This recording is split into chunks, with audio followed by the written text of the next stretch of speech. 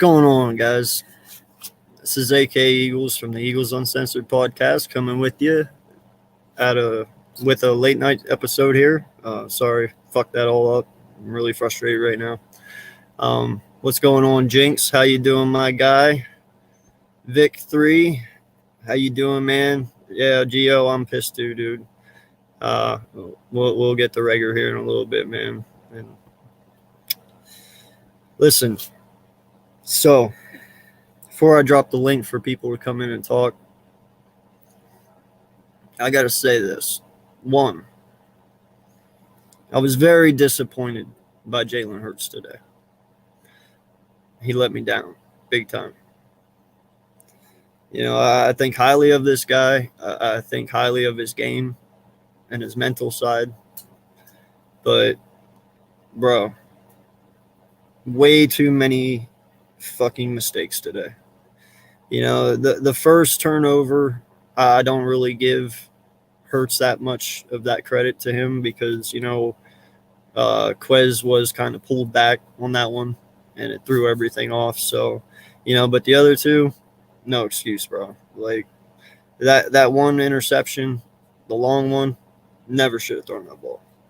Never. You know, and two, that one right before halftime, you know, there was no one open. You throw that ball away, man. You don't try and do whatever the fuck you were trying to do. I have no idea, you know.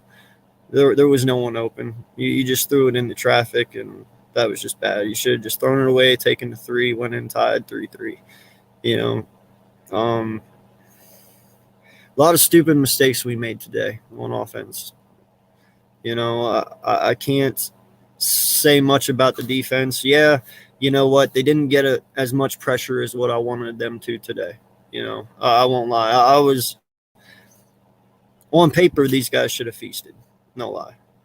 So I was a little disappointed on that. But all in all, though, I can't say nothing. Our defense played great. You know, they kept us into this game up till the end. And, you know, just I can't believe that we saw Hurts kind of regress today a little bit. And that kind of worried me and scared me. But, you know, hopefully I do give everyone a bad game here and there. So we'll see. I know it did not help them any. Yo, what's going on, Lindy? Appreciate you for coming in, my guy. Mitch as well. Thank you, sir. And, yeah, where to start? There's a lot of places to start, you know. Boston Scott with the fumble. You know, Jalen Hurts with his 3 interceptions. Mind-blowing.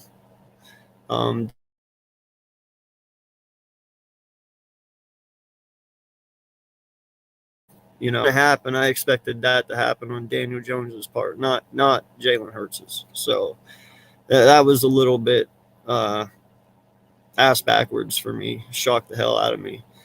You know, but everybody takes their lumps in this game, man. Everyone.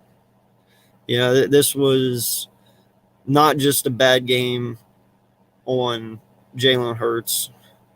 Our offensive line played well, but I've seen them play better, you know, but they did hold up very well. You know, the Driscoll injury scared me a little bit. Kels injury scared me a little bit. Hopefully them guys are okay and good to go. I know Kels came back, but, you know, we'll see where he stands at the end of the week here. Collectively, we failed. I think we took this game into, you know, we didn't take it into, how can I put this? It wasn't important. We felt we could just come in here and knock their socks off and not have to prep for it, it feels like. I mean, it felt like that from the very get. It just seemed like everything was off. Like no one prepared for this week at all. And so I don't know, man. I'm going to drop the link here, though, because, you know, I want to bring you guys on. I want to talk to each one of you guys, see where you stand. Where do we go from here? You know, what do we do? Are you worried? Are you not worried? I'll let you know where I stand as well. So I'm interested to get everyone's point of view of today because, frankly, I'm all out of ideas, man. But it was definitely a rough loss today. It was, not one I expected, but hey, sometimes you gotta get hit in the mouth to turn it around.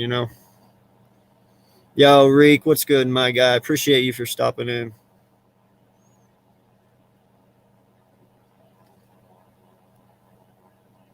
I appreciate that, Reek. Yeah, this was not a good game for him. It was bad. I don't know. I don't know, man. I don't know what's wrong. I don't know what happened. You know, it just seemed like everyone was out of sync today. And, I just don't really know what more to say about that. This was not the offense that we were accustomed to seeing for the last 4 weeks. And what's going on, Lindy? I appreciate you stopping in, dude, and chatting up with me, man. Feels like old times again. Round 2. Yeah. Only this one sucks.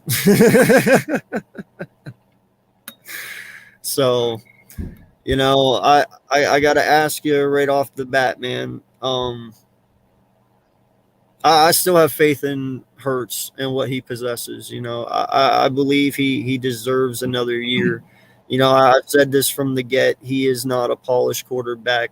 He's far from it. We all knew it when we drafted him. We all knew it coming out. But this team is nowhere near built for this kid either. We're going to look at the wide receiver core real fast. You got Devontae Smith. Hey, he's an A+. Good pick there. Okay. Well, I can see working with him for the next 10 years. He can be great for us, and he can be great for Jalen. But other than that, bro, we need a whole new reset. Like, you're not winning with Hurts and Quez and Hurts and Reagor. Like I've said, and you heard me say it, Howie Roseman put a target on Reagor's back, whether anyone wants to believe it or not. When Howie decided to take Reagor with our first overall pick, that was unfair to him because we all know that Reagor was not a first round pick. So we all expect him to do things that he's not accustomed to doing, so to speak. He's never going to be that guy. He can't be that guy. We all know that. And in fact, he's less of a guy than what we all thought. I said it to JC before, and I'll say it here. That last drive, somebody was going to be the hero or the villain. And we all saw what happened. And, unfortunately, Reagor's the villain right now. But there's a lot more villains on this team than just him. He's just the more notable one because he dropped the miracle at the Meadowland Part 3, so to speak. Yeah. We had 2 cracks. The team had 2 cracks. Right? The Giants were that bad at the end of the game where after the Boston Scott fumble, all the Giants had to do was convert at least 2 first downs or 1. With the time that was left on the clock, because it was past the 2-minute warning. All the Giants had to do was get a first down after the Eagles blew all 3 of their timeouts. They couldn't do it. They couldn't do it, so they still ended up punting the ball off, where Reagor put the Eagles in good field position. He did his job on special teams. Yeah, I mean, we weren't expecting a miracle in the Meadowlands number 3 at that point in time, but he still got us to our own 40. So we had good field position. And back to the Reagor draft pick, Peterson still had to sign off on that. Whether it was Peterson or like a collaboration between him and Roseman, the head coach still has to sign off on it either way, depending on the depth of the communication there. So I think Doug wanted him as much as Howie did. So we can blame the two of them. But, Howie's still here. Doug isn't. Doug doesn't have a job. Yeah. So now the main culprit is Howie, of course. But I'm so dumbfounded to imagine the idea of Rager having more targets than I can't get over it. I still can't get over that. We were on such a tangent over on JC's post game stream. We're both over there. I still can't get over how Rager had more targets than Goddard and Devontae Smith. You can't tell me that neither of those two had a hard time getting open all game. That Giants secondary is good, but it's not that good. If Smith can get open against Marshawn Lattimore and other good corners of the like, he can get open against Bradbury. I'm sorry. And he was open on that fourth down play, running a crossing route over the middle. And Hurts didn't look at him. I mean, and it was said when after the pass was dropped, Devontae was going to the sideline. He ripped his helmet off and threw it at the bench and told Sirianni to get him the ball, to get him the football. And Sirianni, as post-game, goes that he loves to hear Devontae telling him that. Well, guess what? Why wasn't he the main target all game? Why? Why wasn't he the main target all game? I don't understand. I don't get it. I don't get it. So and at one point in the presser, Sirianni also said that the first read at times was Rager. Why? That should never be a thing. That should never be a thing. Yeah. Well, and I made that comment too, on JC's thing. Why was Smith not running Rager's routes there at the end? If that's your option, if that's your go-to, that should always be Devontae Smith. Because I'm trusting him 9 times out of 10 well over Rager. You know what I'm saying? So that first pass to Rager should have been Devontae Smith. Now, the second one, I believe that was his check down. I don't believe that was his first read, Rager. So that one, I can't say there or here, but in the end though, the first one, dude, you're a first overall pick, first rounder. You have to catch that ball. I don't care if it hit your face mask or not. We talked about it. I understand it, but dude, first round picks make that catch any way, anyhow, any means necessary. You got to put your hands up. If you got to rotate your body a little bit to catch that, whatever it is, OBJ would have caught that fucking ball. I'm promising you that. Smith would have caught that ball. Smith would have caught that ball. No. Any of these guys who have any ability whatsoever to rotate their body in the air can catch that ball. And that's what I'm saying. Lower. We could even go lower down the tree. Watkins would have caught that ball. Yeah. And he's like a 5th round pick. Hell, bro, I'm sorry to even say this. Y'all know how I feel about this, man, but I would even go as far to saying right now that J.J. Arcega-Whiteside would have caught that fucking ball. Probably. I mean, it was right to him. You know me, Lindy. You know how against I am about this kid, but I can't even believe I'm at this point to where I'm like, yo, throw JJ the fuck in. He's actually been producing lately. Yeah, it's only been 3 catches, but it's 3 fucking catches that went for positive yardage. You know what I mean? Like, he's been doing better. Yeah. So I can't say no. I told him, show me. Well, right now he's showing me a little bit, but he's showing me more than what fucking Rager is. Well, he did more than Dallas Goedert did today. Goddard wasn't even targeted. Goddard was barely targeted. He was targeted one time, and he dropped it. And it was 3 times. Yeah, that was a hard catch, but he dropped it. It's a catch, though. It's a catch he could have made. He could have. We've seen Goddard after make the Saints game harder catches. Yeah. So That I oh mean, my god, Goddard's catch against the Saints, man. Just I can't explain. I can't explain that, but you know, those are the kinds of catches where you can accept some drops because he's always gonna want to try and make those kinds of spectacular catches. As my puppy comes in, as he comes down here in the middle of the stream or screen for that matter. But Oh, yeah, watch him piss creeping up or on you. take a dump somewhere. he's going to take a dump right in the background. Rocky, He's come gonna on. squeeze Yeah, poop on your Here it pillow. comes. Go ahead, Rocky, go get mommy. No, Yeah. so you know something, man. I want to start off here tonight. I want to do something a little different, you know, because this is a tough loss for us. I won't lie. None of us seen this coming.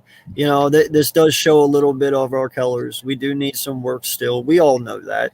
You know, I do believe that we still will be okay. I believe in a lot of positivity in this team, but there are some players on this team that truly are head scratchers to me. You know, Reagan being one of them. But you know, Sanders I'm going to too. start out by assessing this team. Now we're at this point. You know, we're getting down to the brink of things. We're getting down to the playoff run here, and whether or not we can make it, that's all on these guys and what they choose to be each and every week. You know, we have no say in that. We just watch and talk about it and bitch about it. So, you know, let's start off real fast with Jalen Hurts. You saw him today. You've seen him all year long. Has Jalen Hurts done enough?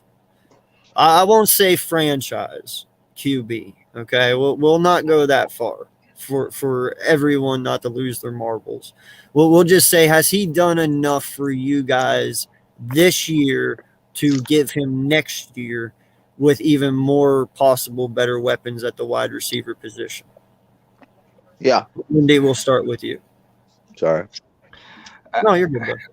I mean, on a surface level, you can go either way, especially when you analyze the sort of records he's broken to this point. You know, and him having signature games between the end of last year and yeah, I think he does have some signature games this year. You know, despite the lack of competition at times. But the more I look into it, the more I'm concerned because of the construction of the offense and how discombobulated it is realistically. You know, there's too many games where Hurts is. There's too many games where Hurts is a running back and not a quarterback, and then it ends up being vice versa excessively, where you're looking at games when we get in a shootout with Kansas City trying to keep up with stacking the points, and you know we ended up losing that game because our offense couldn't sustain drives long enough on the field. The defense gets overworked, and that's when Gannon was going through his struggles. And then you get to games where Sirianni tries something different and utilizes the run game a bit more. Jalen Hurts isn't throwing as much, but because the emphasis changes, then you know the consistency of receivers getting open is not there. Then Hurts is pressing, and then he's forced to scramble at times when he necessarily doesn't have to, when he has the pocket that the offensive line is giving him in terms of protection. So I mean, I'm at a crossroads right now because of the inconsistent identity that this Eagles offense is showing to us on a weekly basis. You know, a lot of it comes down to what the coach is calling at certain times too, you know? Yes and no. I mean, Hurts also has a series of checks that he can check into if he doesn't like the initial play call. I mean, he can probably check out of some of those pass plays where if he knows that he's off at the moment, or if he knows he needs to do something to get himself a little more comfortable.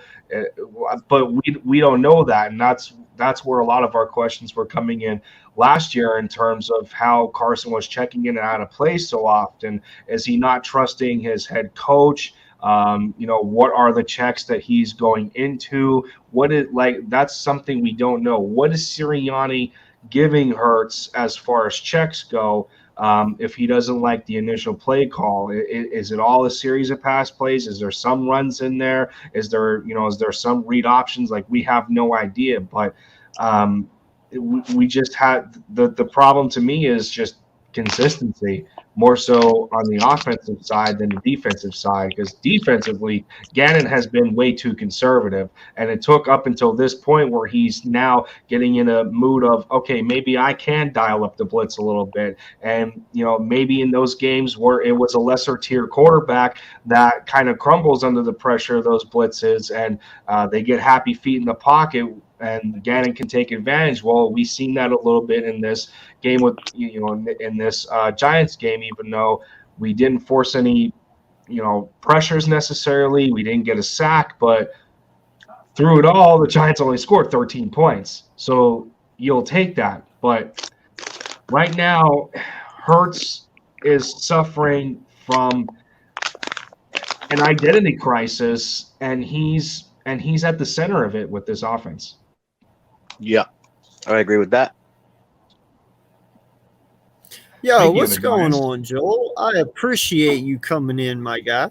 And you're the perfect man to join this conversation at this moment, because you know what? You know a lot about your Giants. You know a lot about this team, and I understand that, and I respect you, sir. So please enlighten me. What the fuck just happened? And it wasn't Danny Jones. Yeah, tell me, what the fuck just happened? Seriously, I'm scratching my head, dude. Like, what the fuck? Do you remember when I was on a show with you and another content creator, and I said you guys' running game right now is making Hurts look like an all-star? Yeah. You remember that? Okay. And I said that we need to see a game where the running game is slowed way down and make Hurts beat you with his arm. Yeah, but bro, we had 208 rushing yards. It's not like you fucking held us. You still held. You didn't hold us. Well, but I'm just saying, the game. Oh no, they held us. The game forced Hurts to throw the ball more. He threw it over 30 times.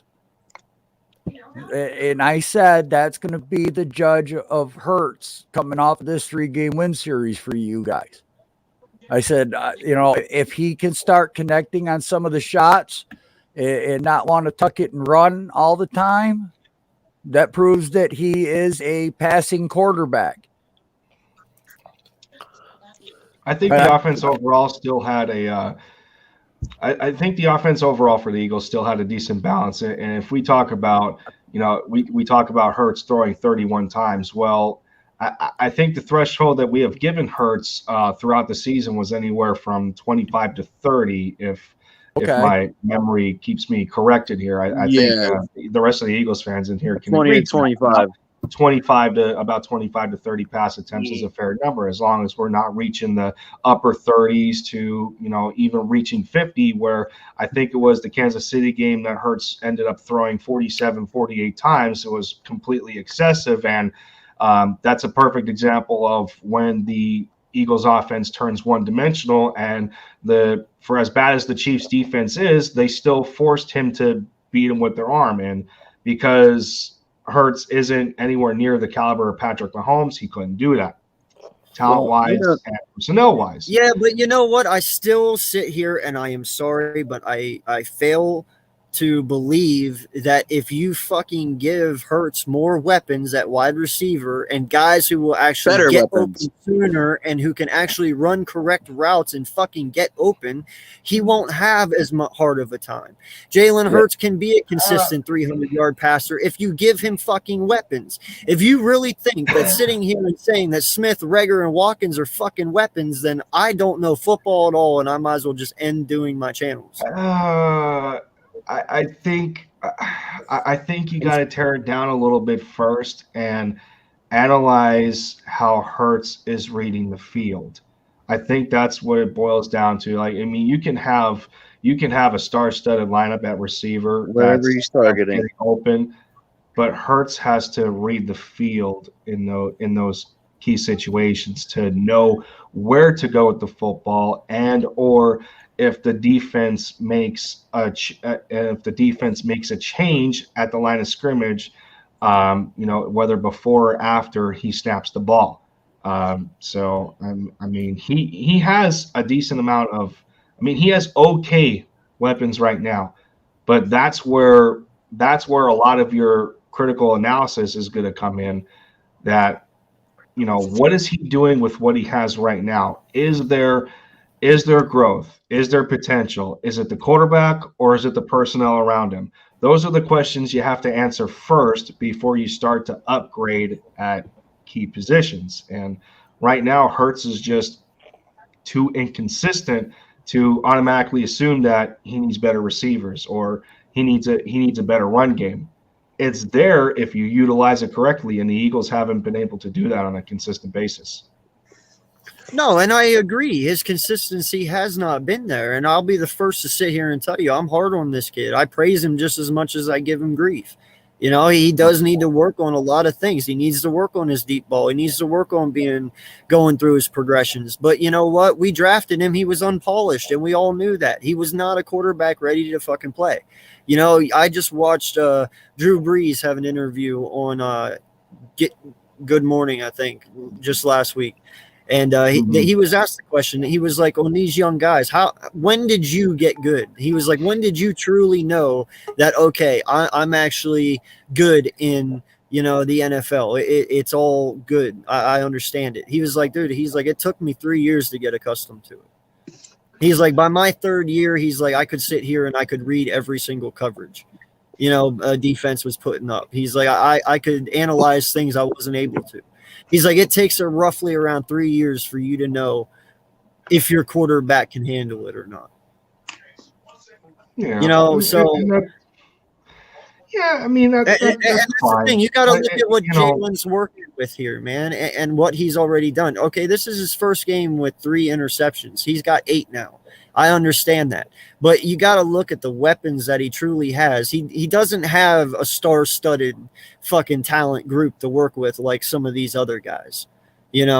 I got to say that. And for what he has to work with, for the stats that he put up this year, he has not done that bad. This is a bad game. I agree. He has regressed in this game.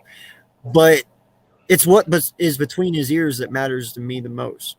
And if you think for 1 second that Jalen Hurts is going to be satisfied with this or want to come back out and ever do another game like this in his career, you're wrong, because that's not how this kid is built. You know what I mean?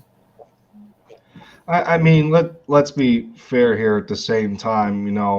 We talk about Hurts being unpolished and not necessarily ready, but let's not act like Hurts didn't come from 2 college programs that ran pro-style offenses in Alabama and Oklahoma.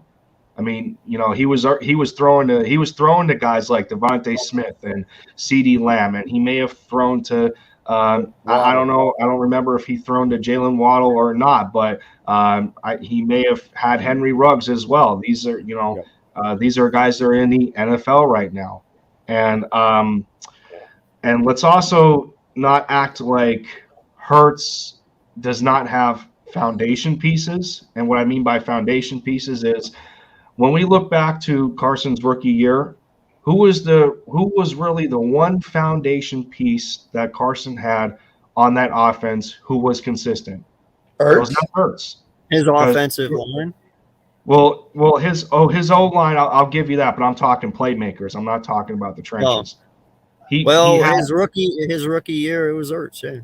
He had Zach Ertz, and well, since Jordan Matthews fell off, I won't include him. But Zach Ertz, that was it. Ertz has, if we want to throw Miles Sanders in there, we can, but he doesn't stay healthy. So Miles is a toss-up.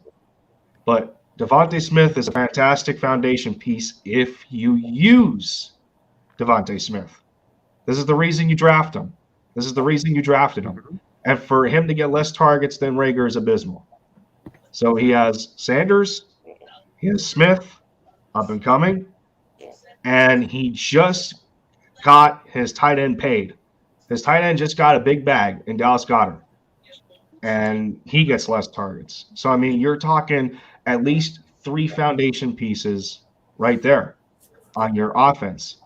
Defense is, well, we're not going to include defense because, of course, that's the other side of the football. But if we're being fair here, Hurts has more foundation piece type of players than Carson did when he started as a rookie. Let's not bring up the Dorial Green Beckhams or Aguilar in his rookie year and Josh Huff and Ryan Matthews and and I understand what you're saying. It is better, Lindy, but it's not leaps and bounds better.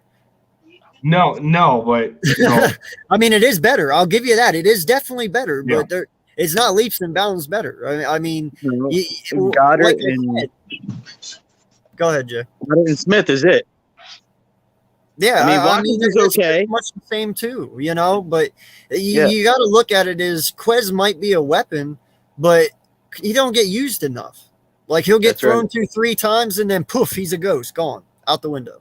Yep. Rager, he's just dumpster fire right now. I don't even know what to say. I'm just telling you, like if you give him like a Godwin next season or a Mike Williams or just any of these free agents that are coming out, dude, Jalen Hurts gets better leaps and bounds because you know what? Yeah, his throws might be off now and then, but I tell you what, Godwin makes plays. He makes them. He just doesn't do his job. He also makes plays. We all know that. Yes, he does have the case of the dropsies, but you know what? He might get thrown to 10 times, so he'll drop 3 of them, but still have 120 yards receiving and a touchdown. So I whatever, but you need a number 2 or a true number 1 and a Smith as number 2 to get this team going. Yeah, you might have better options this year, but just because Quez and Rager are better options doesn't mean they're getting open. No, uncensored. Wait, uncensored. So you said if a big wide receiver free agent would come here, right? Like a Godwin, Devontae Adams, etc. What would make him want to come here? Would it be nothing? Exactly. I think Howie Roseman would turn him away. Listen, man, I understand what you're saying on that. That's why I didn't say Devontae Adams. That's why I didn't say. I'm just using him as an example. But listen, Godwin is a Pennsylvania kid. I mean, he played college here. He's lived a long time here. So it's one of the and Miles is here, and he's played with Miles. Like he's got a lot of connections here. So it makes sense, and he's young. And hey, it's opportunity. General manager though. Hey man, we get other players too. Other players come here. I get it. Why would anyone want to come here? I understand that. But hey man, they follow money. And you know what? That's how this is played. Cap. I'll give you that. We do have cap next year. We do have the money. Yes. Thank God. I don't trust him. Uncensored, can I say something? Yeah, go for it, Philly. It's crazy. I want to just, talk about the game real quick. I was sitting on your show last week with Philly Foothills, and we were saying it's crazy how good we feel about the game, and then we go in and we play absolute shit, and I don't even I'm at a loss for words of how we played, and I don't want to blame it fully on Jalen Reagor, but it's I feel like we invested this draft pick in Devontae Smith this year, and he's obviously our star receiver, but we need other receivers to play around him. We don't have other good receivers around him. We can't build a team around one star. And granted, Quez Watkins isn't bad either, but I mean, He's still, a we need that diamond in third the rough. option. And I think Jalen Reagor, we need to figure out something to. And that's part of the problem. Even with the lack of talent around Devontae Smith, even with that lack of talent, Devontae's still getting open. Yeah. He's just not getting the ball. That's even worse. Well, but that's the thing, though, and that's what bringing in a Mike Williams or a Chris Godwin does for Smith. I mean, because listen, you got to understand something. People go in, they know that Reagor and Quez are not true threats. Like, they are threats at certain times, Like, if you can get Quez a screen pass or a nice throw in the open middle field and no one around him, he can really, truly make things happen. But when it comes down to I won't even say that every down wide receiver, people would probably kill me for that too, because he does make fantastic catches. Hell, he made one today along the sideline.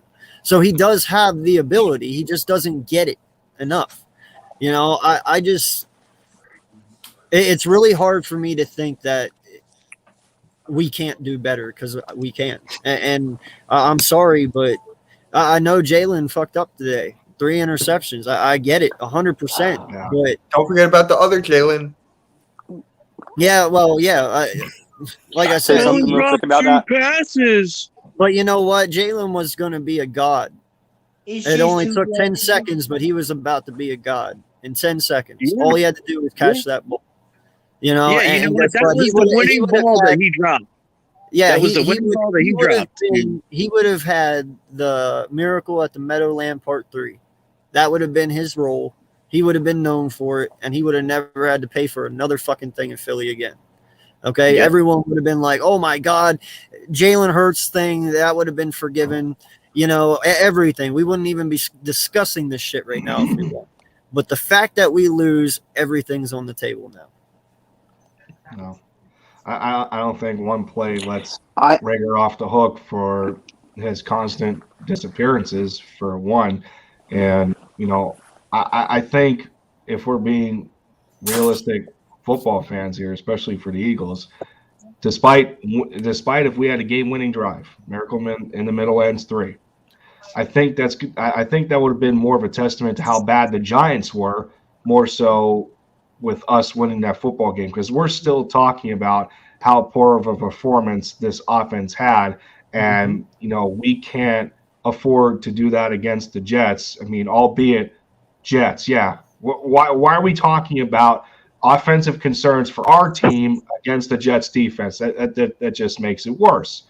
But we got the rest of the division coming up. We still haven't played Washington twice yet. We have to host the Giants again at the Link, where we only have one win at home. I think we're 1-4 at home. So we don't even have home field advantage when the Giants come to play. And then we got Dallas in week 18. We're not in a good spot. We're not in a good spot right now. And I hope that the team acknowledges their position, that this was a game that they should not have lost whatsoever. And I just hope that Sirianni isn't going to break out the ice cream again, and and see a lack of disciplinary action on Reagor, because this is just beyond ridiculous. Aguilar had a better year 2 than Reagor's had, and that's sad. Joel, real quick, I want to ask you something, man. What did you see today? Give me your takeaways. I know you probably got some shit to say. Not really. I was just going to ask. The Reagor play was huge, but why are that fumble from Boston Scott? I haven't got that far yet. I was getting ready to bring it up. Well, no, because if you look at it, Hurts did throw the pick there before half. That was huge. That fumble was huge, and then the Reagor play was big too. Yeah. But the ball hit him in the hands. But did you guys see it hit his helmet first and kind of push the ball out? I'm not making excuses for the guy. No, I know. And that's why I keep saying, man, a true number one catches that ball. They know how to adjust their body. They know how to figure it out, and they know how to catch it. Like I understand you had a guy draped over you, but that's what first round picks do. You know, Well, and Jalen had a step on him. Yeah, like you know, you couldn't catch that ball somehow, some way, you know. But that's what they get paid to do. That's why you're a first round pick, and that's why I said Rager's not a first round, my guy. He's not. He can't make the plays when they matter most, and that's what first rounders do. You know what's funny? People are keeping telling me time and time and time again that Jalen Rager should be a running back, and I'm like, no, I don't like that. Just keep on doing end arounds every now and then. That's the only way you can use him. He's not Cordero Patterson. No, dude, to be honest, man, I even said it, I think it was last night or the night before. I'm even a little scarce of Rager even in kick return and punt return now.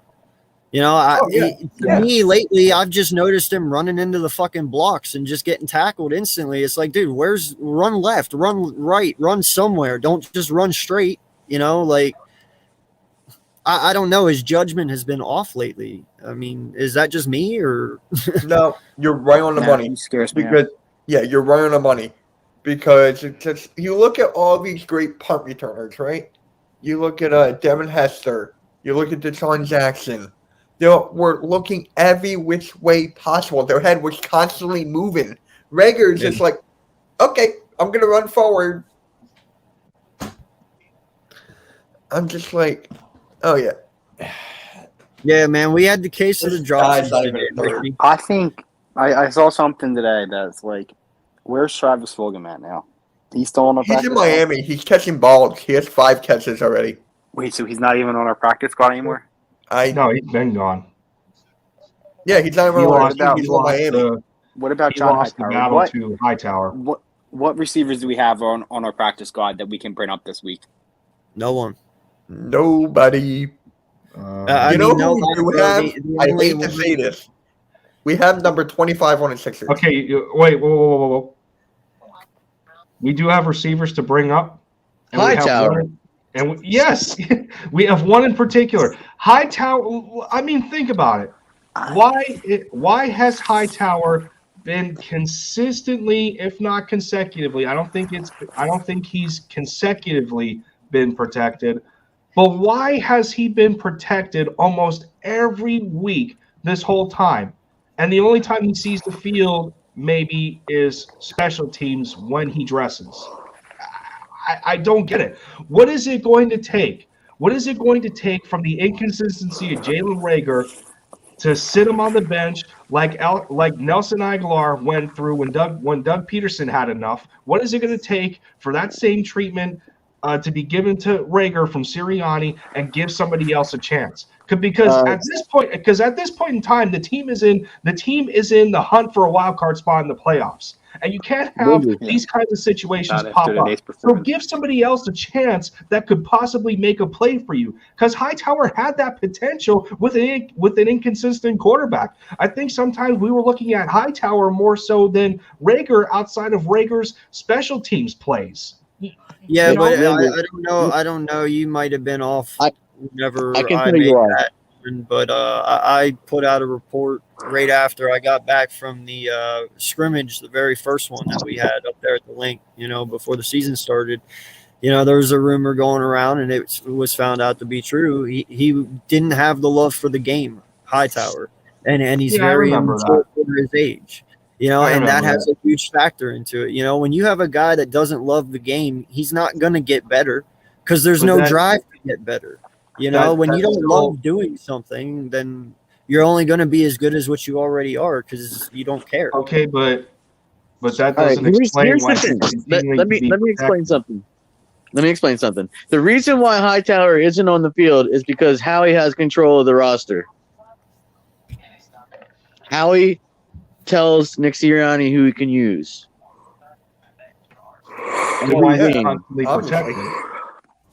Every game. I don't know. This is all Howie. Why Howie's got to go. See, but here's the thing: Howie's not going anywhere. He's not. No, That's what's sad. I heard he had 5 catches. Maybe that was like something. I heard he had 5 catches. I'm sure if Nick Sirianni had control over the roster, I think it'd be a little different. I think I'm we not would have won really a couple more games. I think he would have brought up Howard already before. I I'm think not they just really need to sure sign. about that. I'd sign 2 receivers to the practice squad this week, and see who can come up and play on the active roster. Because Jalen Reagor ain't doing anything, and he's not gonna. He needs to bounce back next week and actually show us that he can do something for us to like forgive him. Because I mean, I don't even know. But I do want to say this before I head out. Jalen Hurts has been so up and down. But I saw something on ESPN Live or whatever, or NFL Live on ESPN, and the guy had said that if Jalen Hurts, and now granted this was like last week or whatever, this was after the win against the Saints or something, I think. But Jalen Hurts is the guy next year unless we bring in somebody like Russell Wilson or Aaron Rodgers. If neither of those two guys are the starter next year, I can see Jalen Hurts being the starter for this team, at least for next year. I'm not saying he's a franchise, but I mean, who else can you see replacing him next year if it's not Aaron Rodgers or Russell Wilson? There's nobody. And Exactly. you still have Howie Roseman looking through the binoculars and just going, ooh, that QB looks nice. I would like to draft This him isn't with my even- first overall pick. This Yeah, isn't but even a my QB first draft. round- there was other pick, GM. I shall select Mr. Kenny Pickett. Look, You know there what? was other I would like to GMs. select Haskins. There was other GMs up in that booth other than Howie. I mean, they were all invited. It wasn't just Howie. Doesn't matter. He was still trying to look All at. right, guys. Well, I got to head out. Kenny Eagles Pickett. Uncensored. Appreciate you bringing me on. Always a pleasure No talking about problem, birds. Even Yep, after I'll Yo, I'll call you tomorrow. Mitch, send me a DM. Send me a DM Gotcha. tomorrow, bro. Yep. Take it easy, Phil. For reference to Travis Fulgham, he hasn't played a single snap for anybody else. I swear someone told me they had 5 catches. Pro Football Reference has him down as nothing for this year. If he had stats, he probably had it in the freaking preseason. Because I'm not sure if I seen him play a game this Maybe. season. But as it looks right now, he That's doesn't have the a job. only time where I could have seen Fulgham even get playing time. Laker fan. I mean, no fucking lie, bro. I would rather have Fulgham at this point. What is Greg Ward doing? I'd probably rather have Well, Fulgham than the Rager. If Fulgham beat out Hightower, then he probably would have a chance, but that didn't happen. What is Mhm. Greg Ward doing? Yeah, I do have a question about that. Thank you, Mitch. Why the fuck was Greg Ward running Quez Watkins route there on that? Yeah, I don't know why he was in the red zone. You know, because it wasn't Yeah. Quez Watkins 4 for 4 on that play, and you end up putting Greg Ward in for a guy who literally completed 4 out of 4 of those. What the fuck was that? He hasn't been on the field like all season long, except for these same play in a different game, same play, and he missed. Why are you doing the same play again if you missed it last time Yeah. in the end zone? Repeat the goddamn play and end up doing that shit. Yeah, dude, honestly, a lot of it really had to do with just the inconsistency of the offense today. You know, Offense. I mean, takes a lot of- I'd even go as far to saying, you know, our offensive line didn't block as good as what it's blocked the last couple of weeks. You know, they did good, don't get me wrong, but I mean, I feel like the last 2 weeks, Jalen had way more amounts of time back in the pocket than what he did this week. I just felt like they let the pressure get to him too much this week. I don't know. Was that just me or? I mean, Kelsey went down with an injury, so he'll be questionable for next week's So did game Dress- against the Jets. Dress I mean, Ball. Nate Herbig had to play a lot of snaps, and then Yeah. they were all moving around, and then it was Mulata, Dickerson, Herbig, Driscoll, and then Lane Johnson. I mean, Kelsey's a big piece in terms of guarding the quarterback. He's a good piece right there. He's a guy that knows how to block for the quarterback, and when you have a younger guy like Nate Herbig who really doesn't play a lot of snaps at the center spot, then what are your expectations right there in terms of the defensive tackles getting by them? Well, you and got I to mean, think you too, have that to Kelsey remember, is also too, the quarterback on the line. Yeah, that's Kelsey's exactly. also the, He's calling the blocking formations and stuff. You know, that's yeah. Kelsey's job. He Exactly. chooses, you know, which way to run. He chooses all that shit. What the reverse, what calls the or what Yeah, plays the Kelsey's call in the at blocking this point the schemes, leader all of the that. You know? offensive line. I don't give a shit on what anybody says. That's why they were coming through.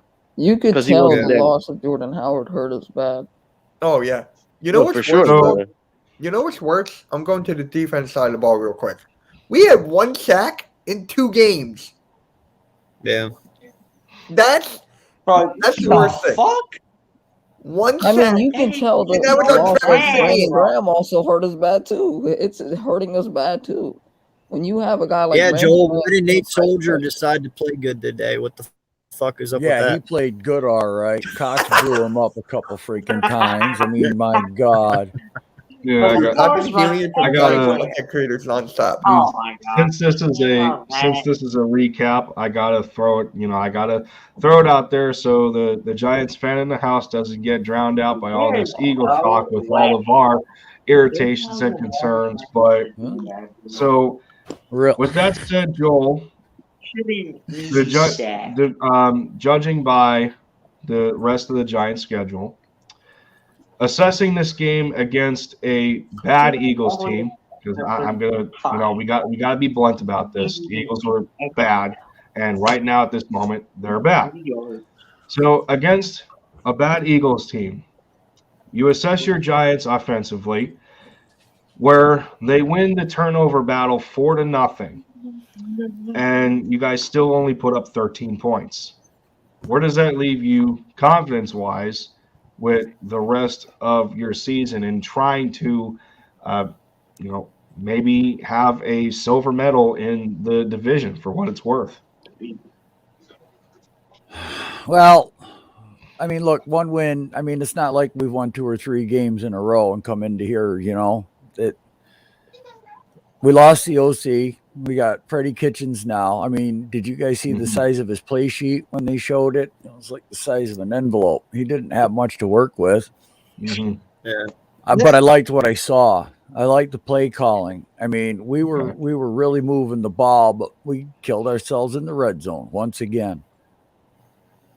The next game is, you know, I saw improvement from DJ. I saw his, you know, footwork better. He was moving the pocket better, helping his linemen block. You know, but they still, you know, your defense came through and blew us up a couple of times. And that end around was a good play. And Cox came down the line and made a good play. And you guys were getting pressure. You were making him move around. But as far as how the Giants, I got to see next week in Miami. Okay. Let's say, you know, okay, we put up 13 this week, or, you know, 16 this week. But let's say we go to Miami and put up 26-27. Now, with the way the Dolphins played today and getting Cam Newton benched, you know, they seem to be on a come up right now. Tua had a pretty good game. You know, Jalen Waddle was explosive. They put over 30 points on a Panthers team that seems to be in a collapse after they dropped Sam Darnold. So seems to be a tall task for the Giants as of right now. And then, you know, keeping with offense, I noticed that I have to know how you feel about Saquon Barkley's health and you know, his overall usage, because I looked over his statistics, and if you take out his longest run in this game, he had 12 carries for 8 yards. Right. You know, I mean, I gotta know where you are in terms of how Saquon Barkley's looking right now, and you know, where he's going to be a few games from now. Look, like I said, I think that goes back on our offensive line, because I kept seeing our center and left guard and right guard get blown up and pushed into the backfield. And, you know, I mean, you guys were rushing 3 sometimes and getting to make Daniel move. You know, you were applying pressure. I don't understand how the line gave up 0 pressures because all the times Daniel Jones had to run out of the pocket. Barkley, look, I mean, they did what I wanted them to do. They always showed that they were willing to try and run the football, so that way you guys couldn't just pin your ears back and come right at DJ. Because he, Kitchens knew that was going to be a problem. So by sticking to the run, showing the run, I like the 2 bootlegs that DJ did. We just kept going at it. And then Barkley had that big run. Now he did have that 1 carry. It was only 8 yards, but he was in the middle of a pile and just driving his legs. He picked up an extra 3 yards or 4 yards or something like that on that run. I like Barkley. I want him back. I think he's fine.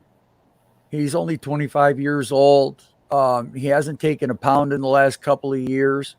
He's keeping himself in great shape and showing that he can run and catch the ball. He's just got to get used to trusting his knee and his foot now. Mm-hmm.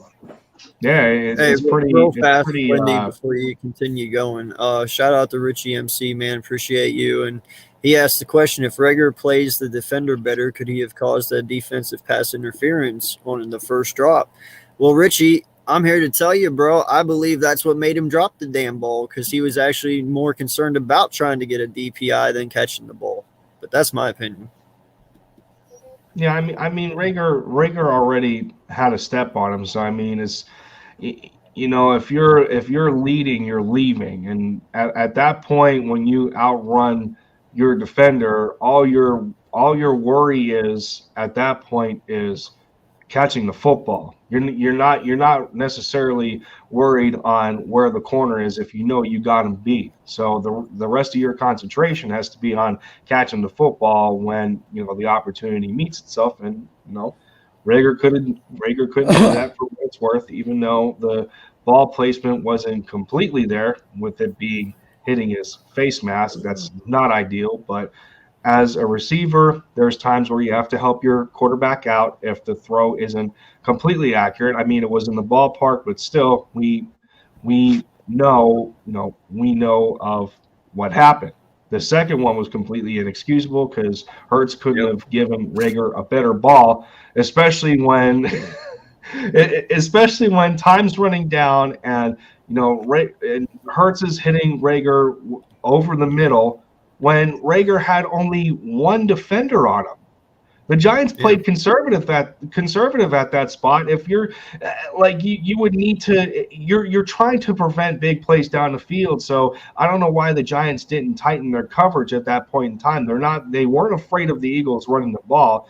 So you should tighten your coverage over the middle and hope that your corners hold up on the edges of the sideline, that they don't get beat by the receivers. How Reagor got that open in the first place, I have no idea. But of course, to his own demise, he drops it, and that's that. Yeah, I agree, man. It's definitely an image that's burnt into my eyeballs for another day and a half. I'll probably dream of it tonight a little bit and wake up screaming, sweating. But nah, Joel, you got the best of us this week. Man, congrats, Mike. Like I told you, I'm a man of my word. I will take my lumps. I talked a lot of shit. My team did not back me up. Wait. So shame on them. Uncensored. Do you still have that bet with Balby going on? Which one? The one where you is it true that if the Eagles lose to the Giants twice, you have to become a Giants fan or something? We're not talking about that right now, Mitch. Oh, wait a minute. Should have stuck. Wait a minute. Yeah. Thanks, Do I have to dust you one gotta of these plot that off? up. Do I have to dust one of these off? I continue Joel, you would on? love for me to become a Giant fan, wouldn't you? I'm not gonna lie, I wouldn't mind it. He's uncensored. I should have stuck with my gut. I should have. Yeah. Victory It loss. was the same exact thing. I did the same exact thing. How are we all lamenting this loss? Still sinking in, man. It's rough, man. Like, especially I like, thought I was I thought I was watching a comedy more so a football game. to be completely honest, I thought it was a comedy. I was But- watching a true tragedy out there. And, Yeah. it's the story of Jalen Hurts. It's a sad story. Hopefully it has a bright ending, a good ending. But right now, it's a little up in the air right now. I don't know what's going on with the guy. I know he can get through this. I'm not going to doubt him at all. It's a rough week for him. But It's a rough week for all of us. Yeah, he got to get back at the basics. It looks like because there's a lot wrong. Yeah, like thrown into coverage. I gotta know. I don't know how often this is talked about enough, but I also gotta know what the hell Brian Johnson is doing as his quarterback coach. They picked this guy for a reason because he knows Hurts all too damn well. What is he doing as the quarterback coach to help him progress and develop? Because it doesn't look like he's doing much. AK, have I not been saying that since the beginning of training camp? That Brian Johnson was the one guy that had to go because you can't tell me someone's going to progress if you're still with the same quarterback coach since you were a kid. You've learned all you've learned from that person. You can't tell me that there's more to learn from him because Jalen Hurts right now, if that's it, then he is who he is. If you're going to tell me Brian Johnson's going to stick around, then Jalen Hurts is who he is. We're done. There's no more evaluating. That's what he is. He's not going to get any better from him. If you don't move on from Johnson, I don't know what you can expect from the kid. I mean, is this going to be a Wentz Press Taylor 2.0? Is that what we're looking at right now? Because I mean, like you said, we would be done for if that's the case. Like, where's another John DeFilippo when you need one, right? Like, yeah, I understood the move to get him in here because it was familiarity with Jalen. It was for someone to be close with, but it's not working. You know what I mean? It's not working. And we know at the end of the year, someone's going to have to take blame for all of it. If Nick Sirianni is going to be here, it apparently would not be him. Gannon's going to be here. We all know it's going to be him. But again, when we're dealing with the side of the ball, it's not going to be Steichen. There isn't that many people to go on from there. So it's got to be Johnson. Yeah. I think Kevin Patullo is also doing his job too. I mean, the way this Eagles offense looks schematically, I think is a lot better than last year because it's less predictable, but it all comes down to situational football. And that's where this team failed today. There was too many possessions where, okay, we had a balance between the run and the pass. And then there's other possessions where it's 3 straight passes for no reason.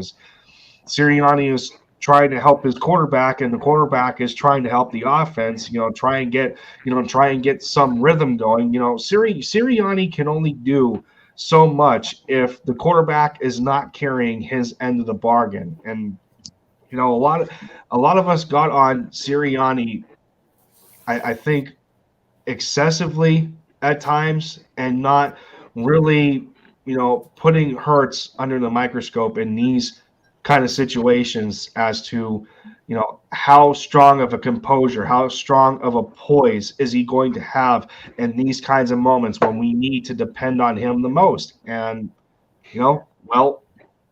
this is what we have right now. And until we progress forward, we're not in a good spot. And you kind of get to see what Hurts is without Smith's presence in the offense. Because today, James Bradbury locked him down. He put the work on Smith today. James Bradbury locked him down. He wasn't nowhere to be found today. Like, he had a couple catches here and there, but Bradbury won the best of that matchup. So when Hurts didn't have Smith to rely on, he has to start relying on Rager, Watkins. And today they weren't making plays happen in crucial moments. I mean, Watkins, he was doing okay, but Rager, he was going backwards instead of forwards. Well, what about Goddard? When we talk about Sirianni, And also Goddard. You can't blame him because at the beginning of the season, we depended on Jalen Hurts because we thought he was the quarterback who can be depended on. And as we've seen, we had a fallback. He moved into a game manager role, and as of late, we've expanded, and he's gotten more of the reins. And again, we've seen that he's still not. Not saying that he's not ready. He's still coming up with hiccups. He still was bad decision making. He's still throwing off his back foot for what reason I still don't know. When you have a clean pocket, there's no one around you for you to be doing that. You know what I mean? Like, he's still making mistakes. And I'm not going to call him rookie mistakes, but let's talk about it. He's not a rookie no more. He hasn't been. He is not a rookie, so let's not say rookie mistakes. He's making mistakes that a second-year quarterback should not be making. Whether you like to say it or not, he's doing that. And, you know, a lot of it showed in this game, and a lot of people will be down on him. And I don't want to be down on him because we've seen a lot of good. We know what he can do. But just for this week, what we saw today, yeah, there's a lot you gotta work on. There's a lot he has to work. And as for Nick Sirianni, you know, you got to give him some of the blame too, because again, when we saw him at the beginning of the game, the first play was a run. After that, what happened? You know, they stopped it. Was he afraid to go back to the run? There was no need to continue staying with the pass if you saw it wasn't working. Again, stick with what's good and stick with what works. Build off the run. You know, Miles had a decent game, but he only had 9 carries for 64 yards. Then you had Boston Scott following that up with 15 carries with the same amount of yardage. And Jalen, you know, he had the most with 77 yards. You know, it's Jalen too has to take a lot of blame because the Giants forced him to be a pocket passer, but at the same time, there was opportunities for him to run. If nothing was there was opportunities for him to run, and he didn't take it. So I don't know if he took that on as a challenge, like, yeah, I'm going to be this pocket passer, and tried to, you know, do that, and it didn't work out. I don't know what the case may be. All I know is there was a lot of bad that went on to that. The defense tried their hardest to keep us in the game. Like Joel said on my stream, at the half, we were only down 3 points. It was 0-3. It wasn't like the game was out of hand at all at any time. Again, even down to the last second, the game was not out of hand. We could have won that game had that been a catch. That's Richie. That's not completely true because if you think about it, Trevor Siemian couldn't beat our defense. We were able to beat the Saints defense. I'm not gonna chalk that up as false belief because I mean, while a lot of people are saying at this point that the Saints defense was overrated when we played them, not really.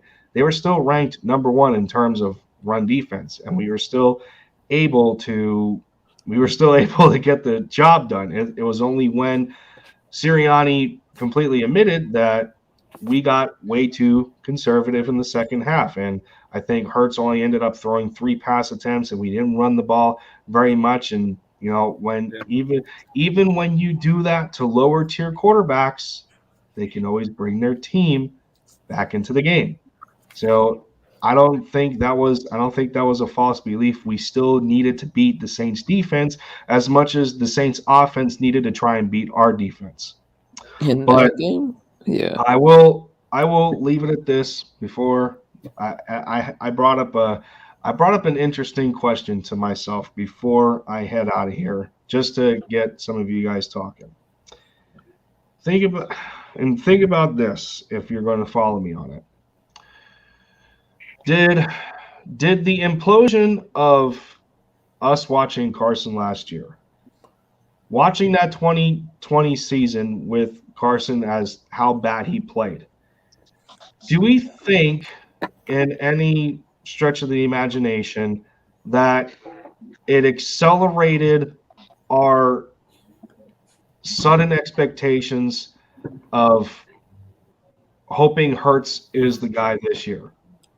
Do we think that or not?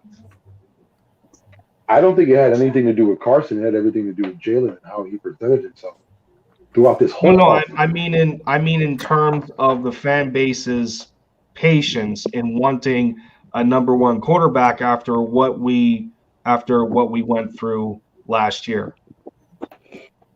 Come on in, Birdman. That's what it seems like to me. I think the fan base has grown a little impatient and understanding that Hurts is barely in his second year because he only played about 4.5 games after Carson's benching. But to me, in a sense, I think the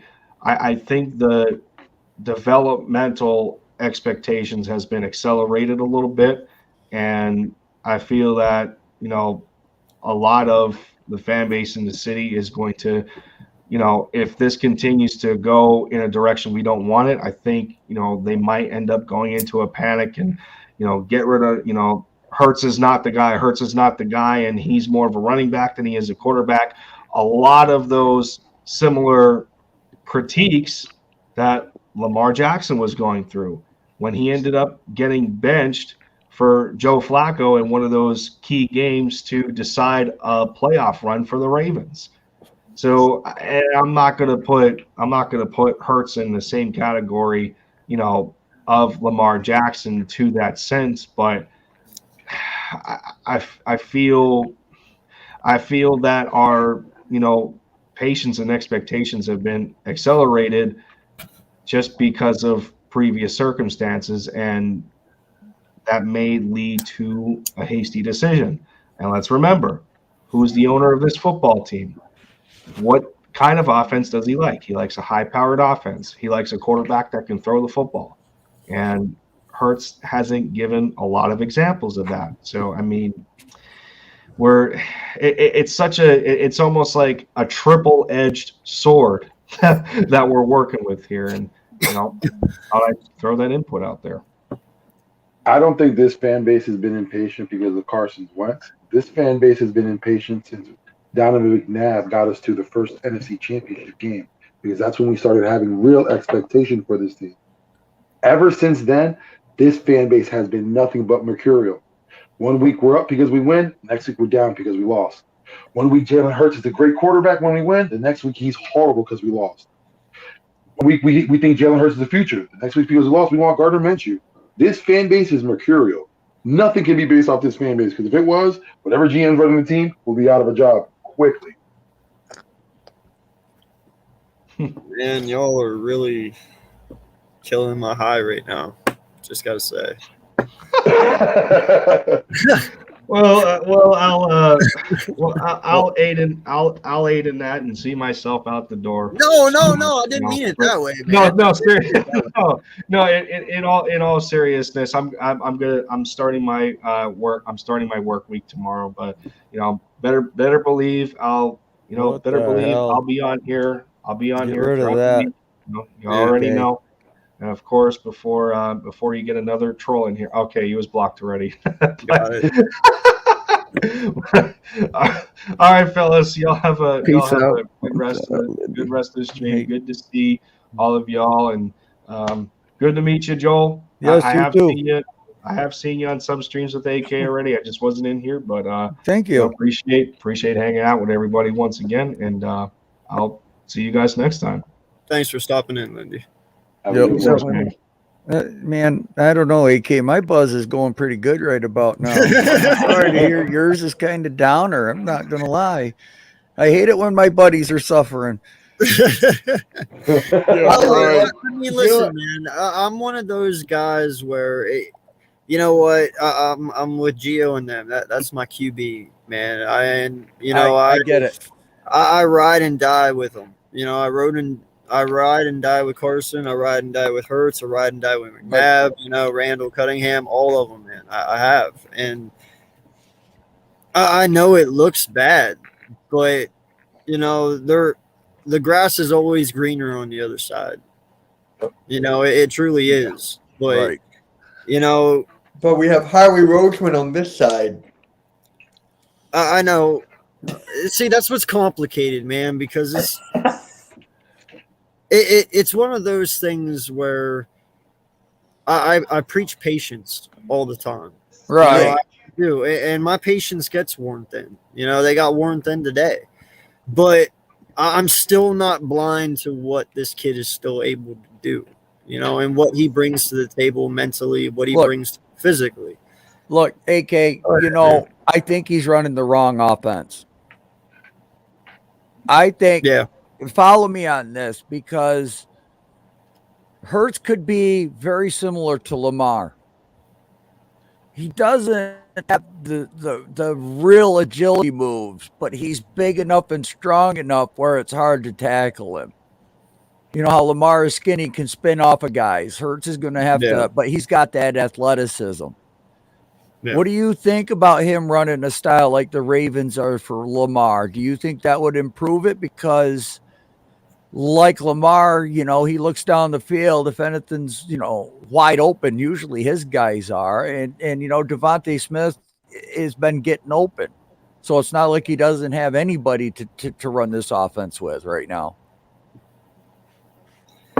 You know, you bring up a valid point there. I mean, if you look at the Saints game last weekend, we kind of used Jalen Hurts in a Lamar Jackson scheme. You know, no lie. He had 3 rushing touchdowns. He ran more than he threw. You know, I'm not opposed to doing that, Joel. Really, I'm not, because you know what?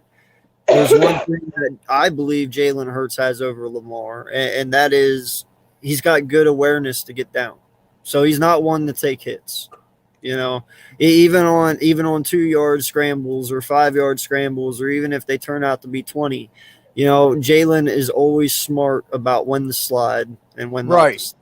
You know, so he is a good judgment maker. I'll never take that from him.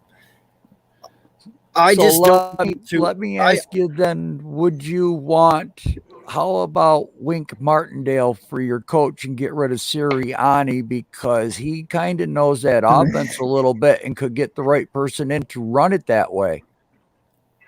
Well, real fast before I answer that, you want to answer this one real fast, Joe? Gettleman will be gone. No, it didn't. But head Joe Judge, I believe, will definitely be here next year. Okay. But it's in the news now that Gettleman is going to be the scapegoat for everything. Well, he's retiring, isn't he? That's what they say. Yeah. I offer him another contract. This is his last year, but you know, with things coming out the way they did today in the Giants news, Joe Judge said he wanted to pick Jason Garrett last November. November. I would not be surprised, dude, if the fucking Lincoln Riley rumors start floating around now, considering the news that just broke, you know, about him leaving. USC, yeah. You know, so it's one of those things where it's like, oh, Jesus, here we go. You know, I can already fucking see it just because of the fact that the Eagles tried last year, dude. I can already see the fucking headlines on that shit. Dude, I'll tell you, I really believe if you got Martindale in here as a coach, because he's a defensive guy, that would solve that side of the ball. And then if he could probably get a coordinator that from the Ravens coaching staff that knows that Lamar system and that has a twist to it and wants to run it. And you know, that would make you guys very dangerous, because your defense would be stiffened up and then you're running an offense like Lamar. Yeah, unfortunately, though, you know, like all these guys saying, I agree with them. The only way that happens is if Howie isn't here. I would even go so far as say the Browns, Kevin Stefanski's offense. That's perfect with Jalen. And when I see Jalen, I see a lot of comparisons to Donovan McNabb. You know, he could be that same kind. You know, like today was a perfect example, because for different reasons, Donovan was a quarterback who was always said to be a runner, but he never wanted to. He wanted to prove that he was a pocket quarterback. And, you know, there was times where he stood in where he shouldn't have. Right. And, you know, I see the same similarities with Jalen. You know, he's a bigger guy. He's not quick. He's not the fastest guy like Donovan. He wasn't the fastest, but he is shifty. He did have some power. He can move. His throwing mechanics, you know, they were a little awkward, but he got the ball downfield. Donovan's good trait was that long ball. But the thing that everyone hated was him constantly falling to the ground, so that way he wouldn't get an interception or he wouldn't get any defender's hands on the ball. That's where Jalen needs to model his game a little more after. Not saying totally, but, you know, like how Donovan took precautions to make sure that he could be in the pocket. Those are the things that Jalen needs to look at. Those are the things that benefit his game. And if Jalen ran a legit West Coast offense, I think he would be better off. And Laurie's he's just as big as a problem as Howie. In my opinion, I think Laurie is as bad as Howie, if not worse. You know, Laurie's only that bad because Howie enables him. If you get rid of Howie and you put a guy in there who doesn't enable him, he won't become that bad anymore. At least that's my belief. But Joel, on to your thing though, I was actually all for a defensive coach this year, in all honesty. You know, it's been a long time since we have had a defensive coach for the Eagles, you know, Those were And some of your best coaches was defensive coaches. yeah, up till Andy Reid. Lovey Smith. Yeah, well, and that was actually one of my Oh. choices before we even got Nick. Is I actually wanted Lovey. I was pushing for that because you know what, Lovey has awesome defenses. He knows how to run defenses. Granted, they did lose today. That sucks, but you know that doesn't make my take any better at this point. But you know, he does have good defenses. I mean, look at the Bears for Christ's sake. You know, he had them on lock for many years there. But yeah, I'm not all opposed to going the defensive route because defenses win championships, and we all know that. Right. You know, and then you just bring in like a Shane Steichen just to call the plays. You know what I'm saying? Right. Like, just call them. You know, and let the defensive guy take care of what he needs to do. But I don't know, man. I just want to fucking win. Right. You know what's funny? I just went on Twitter. Howie was trending. I don't know why, but Howie Roseman was trending. No, Speaking no, of no, something no, funny, no, no, AK, no. you didn't mention Lovey Smith. No, he would be so much worse. Are you kidding me? Gardner Minshew Yeah, would not. no, he would No, not. I want a quarterback that can throw it over the Look, boundary. I told you that they would come out the woodwork. But AK, you were mentioning Lovey Smith for a while, and in my mind, I'm still thinking of Lovey Smith from Chicago, University of Illinois. I saw Lovey Smith last week. Yo, what is he doing? That man is ripped. He's Right? not that same old Lovey. Yeah. Right. It's like, He's yeah, not 'cause a in my head, he's I'm not like, a small he's not a big dude no more. He's a built dude. yeah, 'cause in my head, I'm like, Lovey's an older guy. I don't know. And when I saw him, I was like, yeah, he could still be in that locker room yelling and getting guys hyped. Good Lord, that man's ripped. Yeah. Whatever regimen he's on, like, my ass needs to be on. I feel ashamed. I do. I feel bad. Yo, but I mean, how about you guys though? You know, it sucks that Jerry Lee just left, but you know, how about you, Vic? Are you opposed to, you know, say it does happen and somehow, some way, Nick just completely tosses the salad the next fucking 6-7 games here and we lose bad, okay? And we do fire him. Are you opposed to bringing in a defensive guy if we have to go for a new head coach this year? Which I pray to God we don't, because I don't want to start being the Cleveland Browns at this point. But, you know, hypothetically speaking, what do you want? I love that idea of a defensive coach because, A, they're focusing on our defense. So linebacker situation would be handled. Secondly, a defensive coordinator, not saying that they don't care about the offense. It's that they trust more in their offensive coordinator to handle things. So you're going to get a strong offensive coordinator. Sometimes, and most of the time, it's a former head coach. When a defensive coordinator is coming in, you have like a head coach tandem working that team. And that who would be mad at two head coaches on one team? You know what I mean? Right. Those are two minds bouncing ideas off each other. Oh, like Los Angeles. I'm not opposed to that at all. Like you know what I mean? McVay Like, only I think works the offense. Yeah, and you know what I mean? Like, and sometimes it is true. Like, you stay away from the other one. When you come in, you want to game plan and see what's going on. They come and they work great together. But again, you handle your side of the ball. I'll handle mine. Just like Andy. He told Jim, you got this. This is your side of the ball. What's going on? When things would go bad, Andy would look at Jim. What the fuck is going on? And then when things would go bad on offense, Jim would look at Andy. What the fuck is going on? Why are my guys constantly on the field? They had their responsibilities. Whether or not Andy was the head coach, his responsibility was the offense. That's what he needed to take care of. The defense was taken care of because you had Jim Johnson, a well-respected coach. I think that's what we need. Again, will that happen? I don't know. I am not opposed to it at all. Yeah. Sorry. I agree. Gio, every great QB has a bad game. This was a very bad game. I understand it. Dude, I know Hurts' head's on the chopping block right now. I can say it over and over again. I understand it. I get it. But Minshew is not the fucking answer. I'm with you, Gio. I don't want to even hear Minshew's name come out of anyone's mouth. He's not going to make this team better. You know, taking Hurts out is not going to make this team better. We just got to go back to our fundamentals, what we've been doing, and do it right. You know, we can't divert off of what we do anymore. You know, we know we're a run-first football team. That is what we need to be. You know, I don't care how we get it done. I don't care what we do, but what just happened today does not happen again. Yeah. Listen, one of my favorite quarterbacks in the world, a lot of people knock on it, is Brett Favre. Yeah. You know why I love Brett Favre so much? And you know, a lot of people call him the gunslinger. It was because he had a mentality of, I know what I'm doing. You know what I mean? Like, he can get it there physically. Brett Favre in his prime, on Yeah. a team, no one can stop him.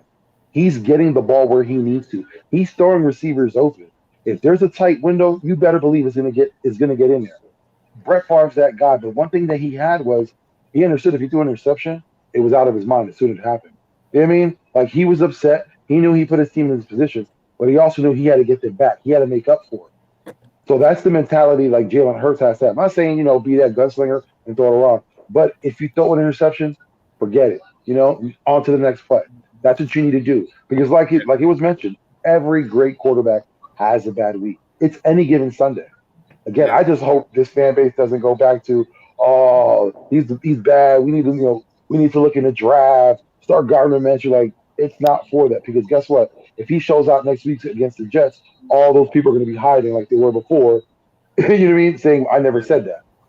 Just calm down, relax. It's a whole season. Evaluate. And we already know next season, for the most part, the way it's looking, Jalen already got the job. So cut the other quarterbacks off. It's not going to happen. Like no lie, Vic, and I'm gonna say this out of all respect to you, Joel. Daniel Jones has more worse games than Jalen Hurts does. No lie, way worse games. And this man's sitting up here saying that he should roll with him another year. And Daniel Jones has looked way worse than Jalen Hurts. But y'all want to give up on the kid after one game? I mean, I get it. It was a bad game. But hell, Drew Brees has had games with 3 interceptions. Tom Brady has had games with 3 interceptions. Pat Mahomes has had it. Everyone's had really fucking bad games. You know, just hanging someone's hat on one game is not fair. And you know, not to rub salt in the wound, I'm just trying to make a point. No, you're fine. You know, our defensive coordinator with our team really, really had Jalen confused out there.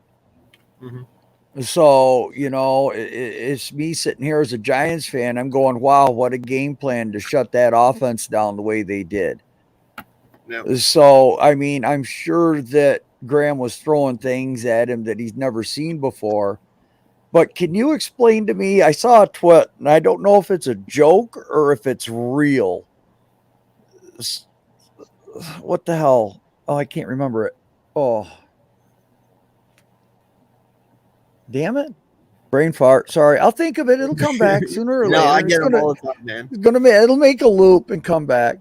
Yeah. By the way, hey, don't bullshit it. We all know what it is. That's weed brain. It's all good. By the way, Joe, question. Uh-oh. Like, I'm being serious though. Is when we look at Jeffrey Lurie for the Eagles, we think of him as a too hands-on type of owner, and he's like very stubborn. Is Merrill the same way? Like, oh hell hands-on? Yeah. Why do you think Garrett wasn't fired last year? Yeah. You know? I mean, you know, at mid-season of last year, he wanted Garrett gone when he fired Colombo. And man, that might have something to do with Garrett's bullshit. I don't know. You know, however it happened, which makes me, you know, really go back in time right now and think about that. And I'm sitting here and it's kind of blowing my mind that, you know, he wanted him gone last year at this time, but we got rid of Colombo, who was the O-line coach at the time. And it's like, okay, yeah, I guess that would make sense now. And then all the bullshit that they've been going through. Yeah. No, dude. You know, there's things that happen behind the scenes that we don't know. You know, a lot of times we sit up here and we just assume shit. Right. You know, we try to get damn it, you know what? Some of the shit we assume, though, comes to fruition. It does. Yes. And that's what I'm saying. I mean, we try to get as close to it as we can because, Right. we're only given so much information and then the rest we kind of have to fill in the blanks. But for the most part, as fans, and because we do this for a living, we pay attention very closely and we just use our common sense to kind of fill the blanks in. Yes. And I understand what you're saying, and this team right now, I'm all confused. I don't know what's up and what's down. I don't know what's left and what's right, because right now, at least your team coming off this win tonight, you at least have something to move forward with next week. We come off 2 wins and totally tank against a team we should not tank against. And, now we're sitting here reassessing ourselves. Well, and this is not something we should have to be doing. I get it that, I'm hurt too after a loss. But, let's look at it. Okay, Nick Sirianni, the first 7 weeks was not very good. And then you guys, went on a 3-game winning streak? 2. A 2-game winning streak? We But should have beat still, Los Angeles. Yeah. but still, you put back-to-back wins coming into this week. Yep. All the momentum, and then all of a sudden your quarterback got shut down. Well, like I said, I think the Giants did something he'd never seen before, and it just confused him a lot. Yeah. So, now he's got more tape on something he hasn't seen. So, like you said, you stand up for your quarterback. I want to see what's going to come off of this. I mean, look, I know it's kind of we've seen this type of performance in the past, and we've seen what happens the next week. It's the same. But then Sirianni found a way for you guys to win some games. Yeah. All right. But So that was now this running the just comes ball. off the head coach because you guys know you're more than capable of putting up 30, 35. Yeah. So now that's it's basically, you know what you got in your quarterback, you know what you got in your O-line, you know what you got, at all your positions. Now you just got to watch the performance of the players or the player that you need to see improvement from so that you can judge your assessments better. Go ahead, Vic. Well, I was going to say, because that kind of leads into what Richie Mac's question is. And I would say it's 2 people, actually. You're going to sit down with Jalen Hurts and Miles Austin. You're going to find out what's up with Miles Austin. Miles Sanders. You're going to figure out what's going on with him. Because, we've seen him run decently. When you look at the game, it wasn't all that great. Boston Scott had 15 carries, ended up with the same amount of yards. It wasn't for the fact that he was fumbling all around. He looked like he had a better game. Yeah.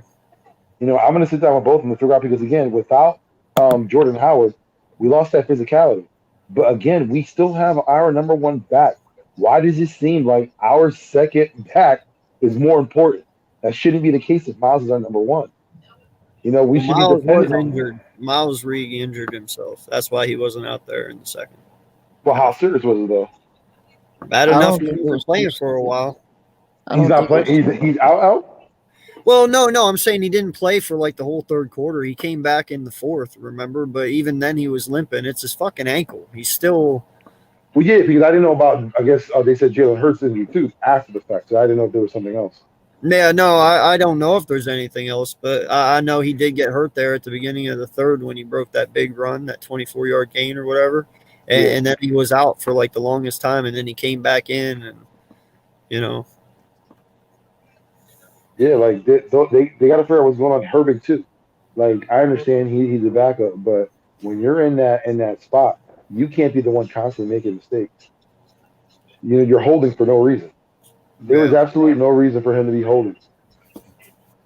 Yeah, I mean, right there, man, like, no lie. You don't get that holding call, we win that game. Hands down.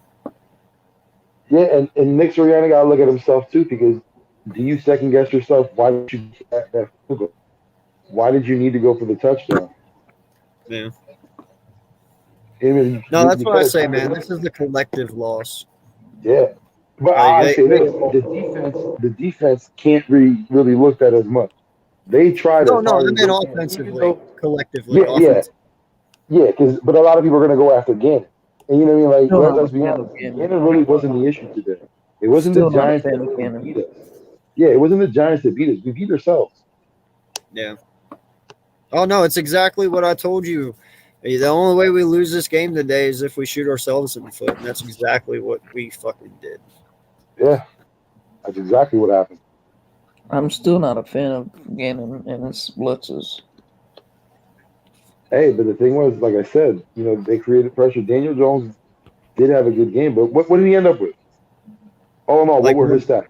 Wasn't That it I like don't know. 180? I'm sorry? Wasn't it like 180 yards? No, 202 yards or something like that. 202 yards. So it wasn't like Daniel Jones out there going crazy then, huh? No. You can't really blame the defense. Again, like No. even like Joel said, at halftime, it was 3-0. They Yep. weren't out of the game. They weren't scoring crazy. They weren't dominating. It was just on our end, we couldn't get it together. Yeah, And- no, man, and you have to take that fucking field goal at the end of the right before halftime there, dude. Like, you were being way too fucking cocky. No lie, that was not smart. Like, you just throw that ball away and live to see another day. Take your 3 points. I mean, this could have been a whole different ball game if you came out 3-3 after the half, but that didn't happen. We got to see maturity with Nick Sirianni. And you just said it best. You take those field goal points, it's 10. Well, wait, what was the score at? It would have been Before- 3-3 at halftime if they took that. Mhm. So it would have been 3-3. And Yeah. you still would have scored on that Watkins PI, even though they didn't call that. If they got that, then that I think the play after that, it would have been a touchdown or a field goal. So either way, But, you're getting another 7 points. No lie, Slay. You just hit that on the head, man. If you take that 3 points and then you get the touchdown in the second half, we only held them to 10 at that point. It's 10-10 the whole time. Exactly. You know, and then all you have to do, they got 13, right? Well, all you have to do at the end there is just kick a field goal to tie the game. You're not trying to get the touchdown at that point. You know, Right. like they were some serious missed opportunities that we had today to make it easier on us at the end of the game, and it didn't happen. My point exactly. Yeah, Sirianni overshot himself. He thought he was going to get the team with good momentum going in the second half. What he should have done, he just tied it out. But going into the game again, it's basically blank, 0-0. You're tied up.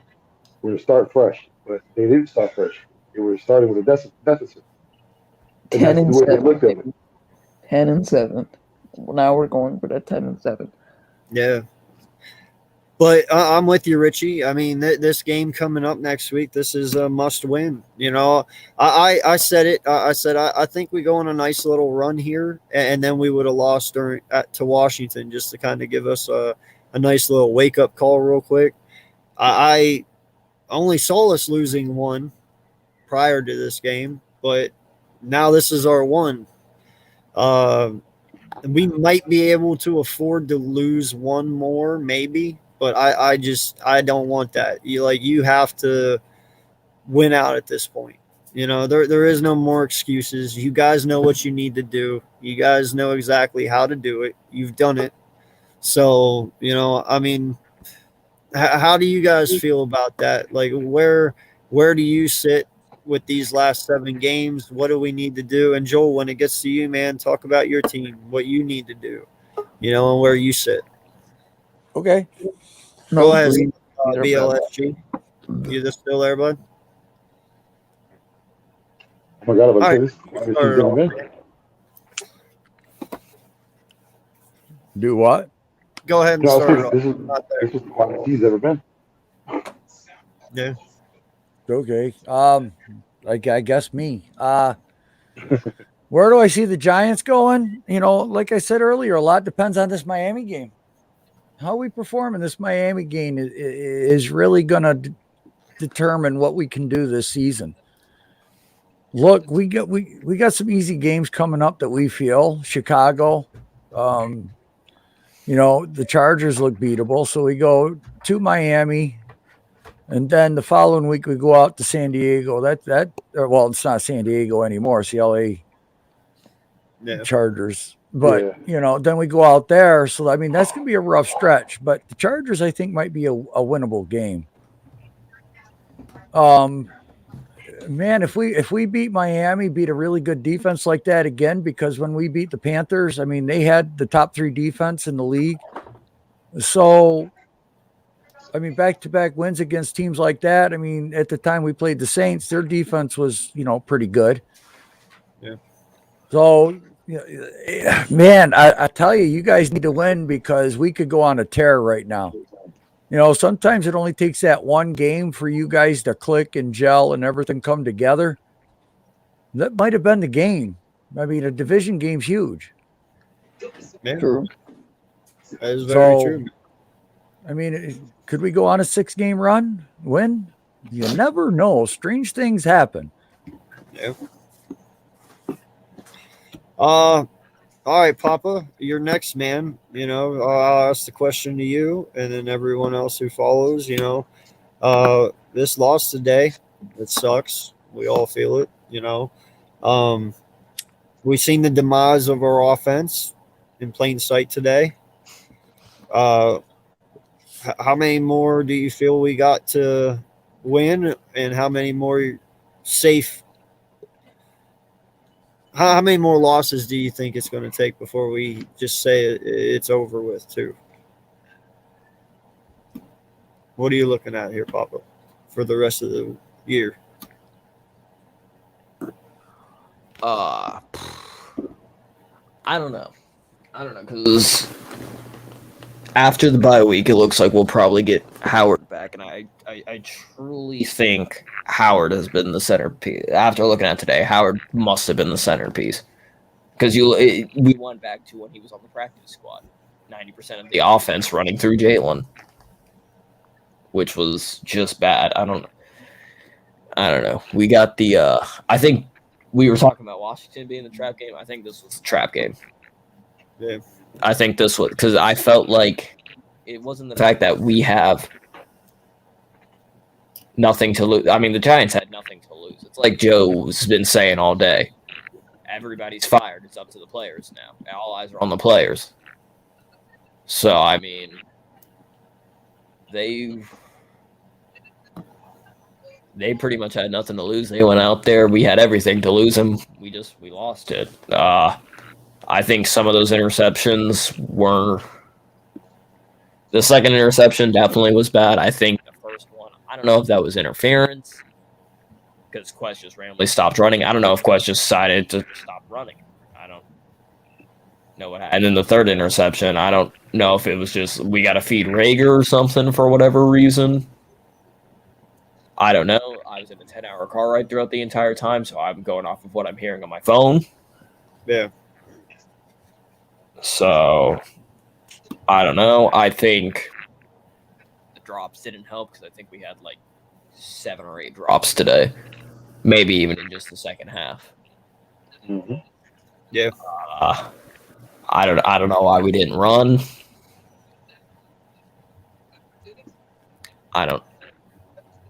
There were times the defense was just bad. I mean, just really bad. I don't know. I think today was a trap game. I think we kind of looked over them, and it just ended up being a trap game. Hopefully, we can rebound against the Jets. If we come in at 6-7 into the bye week, I'll take it as a win because I don't think anybody thought this would. I don't think anybody would have thought that this would have happened. I don't even think anybody, or some people didn't even think we'd be here now with 5-7. Yeah. Because, I mean, everybody thought we were going to be like top 3, first overall. Unless you were an Eagles fan. I mean, not no, even some Eagle fans were like, we're going to be top 3, first overall. I mean, I didn't say that, but I think we're going to be average. No, I'm saying some Eagle fans. I'm not calling anybody out here because I don't think it was anybody here. No, because y'all know I had big skepticalness of this team in the offseason. Yeah. I mean, I don't know. I think we just got to rebound against the Jets going by week 6 and 7. Howard should be back then, and then I don't know if we end up with 8-9, 9-8, 10-7. I think that'd be pretty good for this season, considering the positions that we've been in. And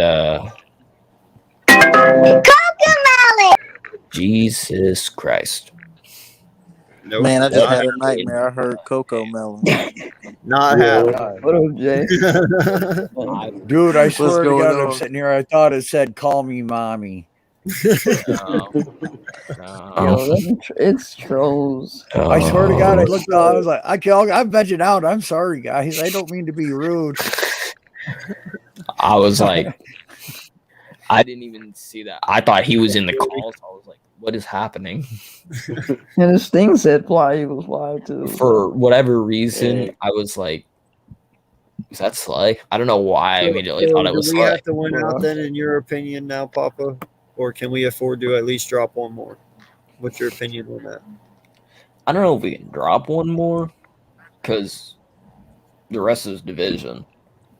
I mean, even if we made the playoffs, I don't think we'd get past the wild card, but I think that would just be a crowning achievement.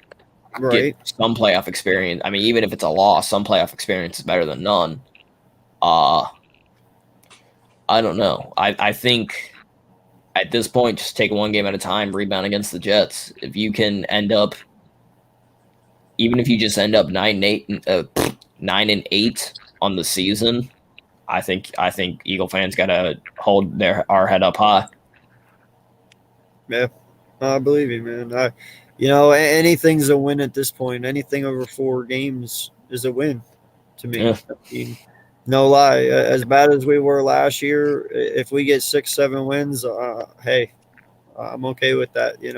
That shows me progress. Yeah, at least this year we've been in every game. Even if it was garbage time, we've been in every game, unlike last year where it was just Over by halftime. Yeah, Yeah. pretty much. Well, and it's like I said, man, you're going to have your ups this year. You're going to have your downs this year. Yeah. You're probably going to have more ups and downs, but it's going to be exciting. And Yeah. granted, whether or not we want to believe it, this loss does suck, but I think it's going to be it an was eye opener. exciting. I mean, I was definitely like holding my breath till the end. It was exciting, but it did not work out in our favor. So, well, how about you, Vic? What do you look at, man? Do we have any room to wiggle here, or what's up? Well, let me first shout out Birdman 951. He came through last night on our live for East Meets West. And It's not he like had I've that been saying that feeling. this entire offseason. He had that fun Yeah, but nobody feeling. cares, Slay. He came through. He told us, from the gate, like there was just something fishy about it. We all thought it was pretty much a lock. He knew it was going to be a trap game.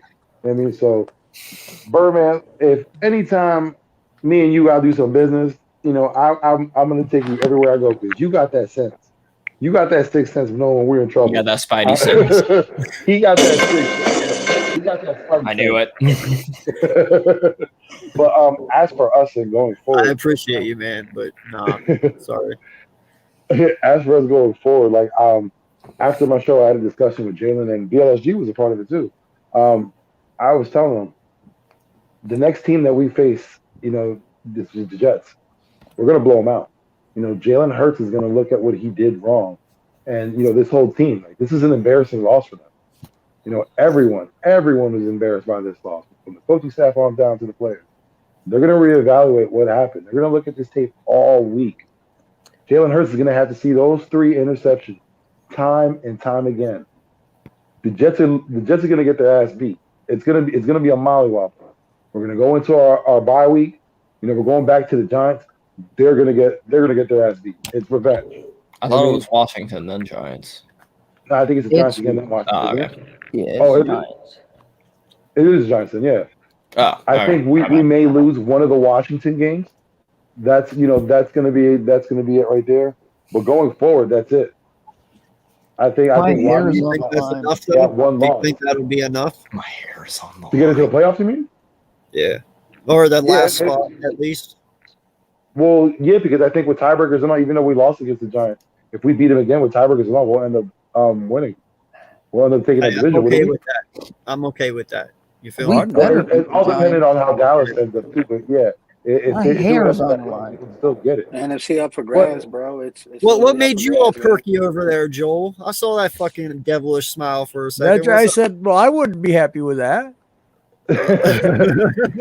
My hair is on the line, bro. I'm gonna be nervous as hell. Yeah, when I found out that Slay's hair was on the line, Yes. Wait, what? His Wait, hair- whoa! What did My I miss? fucking Because hair I is don't on the know. line. it was kind of Yeah. like, do I If want to the win the Giants- second I'm gonna Giants lose game? all of that hair. If the Giants Yeah. sweep the Eagles, If the Slay Giants has sweep to the stay Eagles, Slay has to go bald. I'm already Fuck that, getting man! ready I gotta for this become a week. Giant fan. Remember? Yeah, that works What too. are you talking about? AK, that really sucks. I'd shave my head any day, other than Right? No convert to a Right, shit. it can grow back. Dignity can't come back. No, sir. The internet will I never played let it. that I die. played it to like a boxer. Like even when Mike Tyson, when he lost to Buster Douglas, that Oh, next match, yo, he demolished the dude. You know what I mean? Like you have that thing where you know what you're doing, you know what you can do, but the fact is you didn't perform to your highest potential. You mean especially for Jalen Hurts, like he wasn't expecting going into this game throwing 3 interceptions. He didn't think he was going to let his team down like this. You know what I mean? Like that's going to be something to motivate him going forward. And like I said, I feel sorry for these teams going forward. You're going to get a very highly motivated Jalen Hurts. You're going to get this whole city this week. They're going to talk junk about him. You know they are. oh yeah. This fan They base already is have. mercurial. You know, he has I that game. gotta say this. I have to go be a Giant fan though if we lose twice to them this year, because you know what, y'all put me in that predicament to be there. Yeah, I might have made the fucking bet, but y'all could have won one fucking game. You know what I mean? Like so. And That's I right. I gotta say, looking at their post games, you can. I'm not freaking out saying like, okay, we got to draft a quarterback, unlike some people, but like they're gonna have bad games. Yeah, it sucks. He had 3 interceptions. That was definitely his worst career game, probably Ever. in his life, not including college or including college. In his life, that was his worst career game. Where in the world is Dallas Goddard? What Yeah, the hell right. happened to him? What the hell happened to him? Where was everybody? Well, there was one pass and he dropped it. I mean, Avante Maddox Like, still was like- playing. Well, my thing is too, like how everyone mentioned, what was the affinity with Jalen Rager today when it was Watkins early on that was catching up? You know what I mean? Like Watkins was being used. He had one play, let's be honest, and I think he ended up getting held on that play for the touchdown, where Jalen threw. I think that was his first interception. Yeah, that's what I'm saying. There should have been a flag there, but they didn't call it. Yeah, but my thing is, I don't know if the coaching staff put that out on Watkins or what, because they didn't look to him really much after that. Yeah, but I want to know a question. What the fuck does this guy show you throughout the week that makes you want to play him on Sunday? Who's that? Because I can tell you right now, what he shows on Sunday, damn sure better not be the shit he shows you Monday through Saturday. Because if that's the case, he shouldn't fucking be playing because he's totally bad. Well, another mistake that was made was putting Greg Warden. I know they said that, he's in for those goal line plays. Come on, man. He hasn't been playing for how long? And you're going to throw him into a goal line, like a red zone situation. You're going to throw him into the most Bro, important situation. Quez Watkins is 4 for 4 on that exact route right there. That throw, that catch. Quez Watkins is 4 for 4 on. And this game, you decide to throw out Greg fucking Ward for that route that Quez Watkins is 4 for 4 on. That was them trying to put a player in the doghouse, and it backfired on them. And I'm a little was pissed wide that open Nick and everything. Sirianni did not challenge that fucking stupid ass touchdown that your fullback had. Because I'm telling you right now, I don't think that was a fucking touchdown. The tip of that didn't hit the ball. ground. fucking hit the ground. No, it Oh, didn't. yes, it did. No. That was a yes, it great catch, man. That was ESPN top 10 right there. was That's what that assisted was. by all of that Kentucky bluegrass on the ground. Oh yeah. It also speaks volumes of looking at their press conference. Hurts is saying, "Don't blame Rager, blame me." Rager's saying, "It's just 2 drops that any receiver could have had." Like, Right? no, You it don't wasn't. say that. You don't No, say it that. wasn't. Literally, any J-Jaw would have caught that. I would have rather had it J-Jaw be in that position. Honestly, JJ would have actually caught that. He would have. I know he would have. It's horrible because I literally stuck up for the kid, man. I tweeted him. I'm like, stop all the rigor. I saw that in so- big. As soon as I saw that, I was like, I can't. You know do what I that. wanted to follow up with this offseason? funny thing The is- positional trade. The funny thing is, Jalen What's Hurts Van and Jefferson Isaiah doing in LA? Whiteside He's have worked killing on it that right now. before. Oh, he They've just got worked yelled at on today. those Did type you of see plays that? before. Yeah, ex Yeah, he Gator. was getting yelled at today. That was hilarious. Who Van Jefferson was?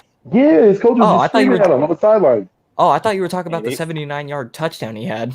No, but yeah, I seen his coach screaming at the out. Maybe it could have been after that. Maybe that's what motivated him. But yeah, I seen his coach like screaming at him at the sideline. I don't know. I saw them get OBJ and I went. All right, I can't uncensored. believe that happened because of I was like, you had Van Jefferson right there. I gotta head appreciate out, you, buddy. You Slay. have a great day. Me Peace too, buddy. out, Slay. Thank you. No, guys, I really am though truly convinced that dude, our receiver core, yeah, even though it might be better than what it used to be, it's nowhere near where it needs to be, and truly they are what's holding us back. No lie. And I'm not talking in essence of Smith. Smith is out of this equation. Everyone under Smith is who I'm talking about.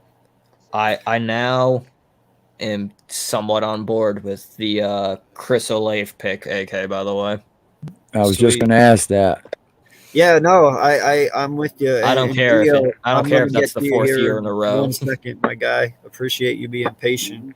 But I have made the comment, we are trending in an upward direction with our wide receivers, and I get it. The potential is there, but I don't want to sit around and wait for that shit. I want shit now. I want production now. Yeah. But I'm still also getting a free agent receiver. Yeah, I'm getting yeah. him. I'd go out and get like Allen Robinson or Godwin or Mike Williams, somebody like that in free agency. And dude, I'm telling you right now, if we have like the 10th or 11th pick, and that's our second pick after we get Mike or Kyle Hamilton, dude, if Olave or Wilson is there, fuck yeah, I definitely would not mind considering doing that. Because just imagine if you could get Olave and Smith on the same field. Olave, I promise you, will not do the stupid shit Reagor does. He won't. Neither will Wilson. So, well, I was talking about because I still think we need that big body X receiver, Traylon Burks from Arkansas. Somebody, man, whoever will help, but because he's 6'5", we really need to revamp this wide receiver core. Other than we do, because it, I think it has to be done. Let me ask you a question. Yeah. Do you think that Devontae is better suited to be a number 2? Yes.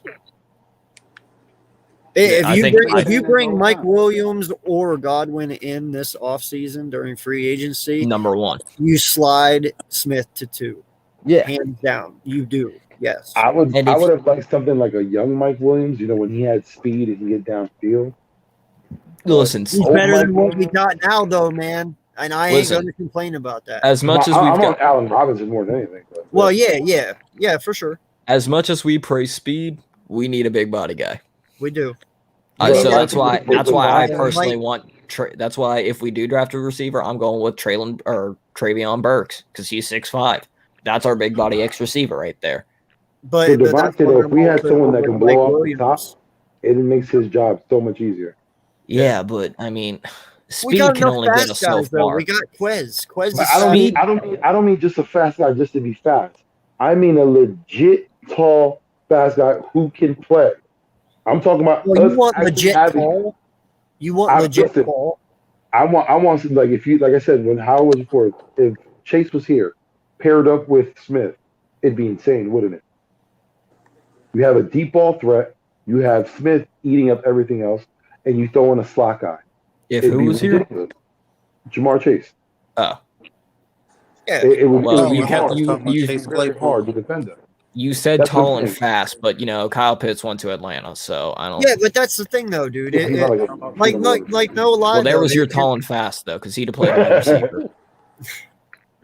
But see, that's why I think though that going out and getting a guy like Godwin and fucking going out and drafting a dude like Papa says or a dude like Olave, dude, Godwin is your slot. Could you imagine Godwin in the slot? Like screw Reagor. Like you don't even need to play that man. Godwin. Yeah, I think Godwin. You have Smith as your number 2, and then you have like Mike Williams or Allen Robinson or who's the other one? Mike Williams, Godwin. Yeah, Even Godwin could possibly be a number one to a point. Here, right now, here's what I feel like you've got, or here's what I feel like would be the ideal. And I'm not saying put so and so at number one. I'm just saying right now, on your outside, Smith, Traylon Burks, the 6'5" guy from Arkansas, slot Godwin. Your number two is Smith. Yeah. Yeah. What are you doing? Your number Walker? one may be, your number one will probably be Godwin in the slot, but Michael Thomas has been in the slot and he's been number one. So it doesn't matter if he's the outside and you've got that big bite. Traylon Burks right there, that's the pick you make to make up for DK Metcalf. That's the pick you make to make up for any big body receiver you missed throughout the years. They move Godwin. around Devontae Adams a lot too. Yeah. I just don't. You think try to Devontae go for Adams. Michael Thomas? No. No. No. No, I'm just saying. If Michael you want to Thomas go, has been no, number dude. one If in you the want a slot, guy like so, that, you go with Mike Williams. yeah. I'm telling you. Yeah, he might be old and slower, but here's the thing, dude. Mike Williams is a killer in the red zone. Like, he is your 50-50 guy. That's who Herbert goes to in the red zone is Williams. That's his dude. He's deadly in there. And that's what we're missing. We truly are. You need a Mike Williams type guy. I'm thinking of a different Mike Williams. I'm thinking of Chargers Mike Williams. Yeah, That's what that's we're what we're talking talking about. Oh, okay. I thought you were talking about Tampa Bay. No. Godwin. Yeah. No, Mike Williams. I'm saying if you're talking height, you're talking like a guy that can go get it, then it's all Mike Williams for sure. But if you want speed, if you want a guy who can pretty much go up against any linebacker and win, any safety and win, and can do it very well, then you want Godwin.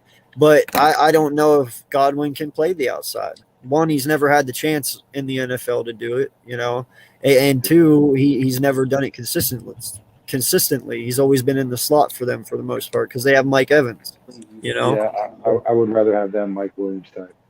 I'll take Keenan Allen all day. But Keenan's getting slowed up, man. That age and those knees. He's not a free agent anyway, I don't believe, this year coming up. No. Might give it the chance. He's a good red zone target. You could use him on red zone situation. Sorry, I Hey, lied. if you're moving JJ out the way for him, sure. Traylon Burks is 6'3", not 6'5". My bad.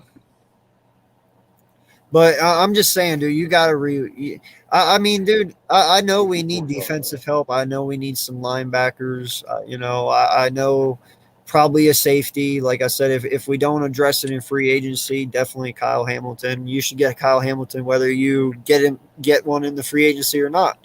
But I'm not, and I know this might sound crazy, man, but I'm not opposed to, man, say you could go out there and spend some of your free agency and grab a Chris Godwin and a Mike Williams.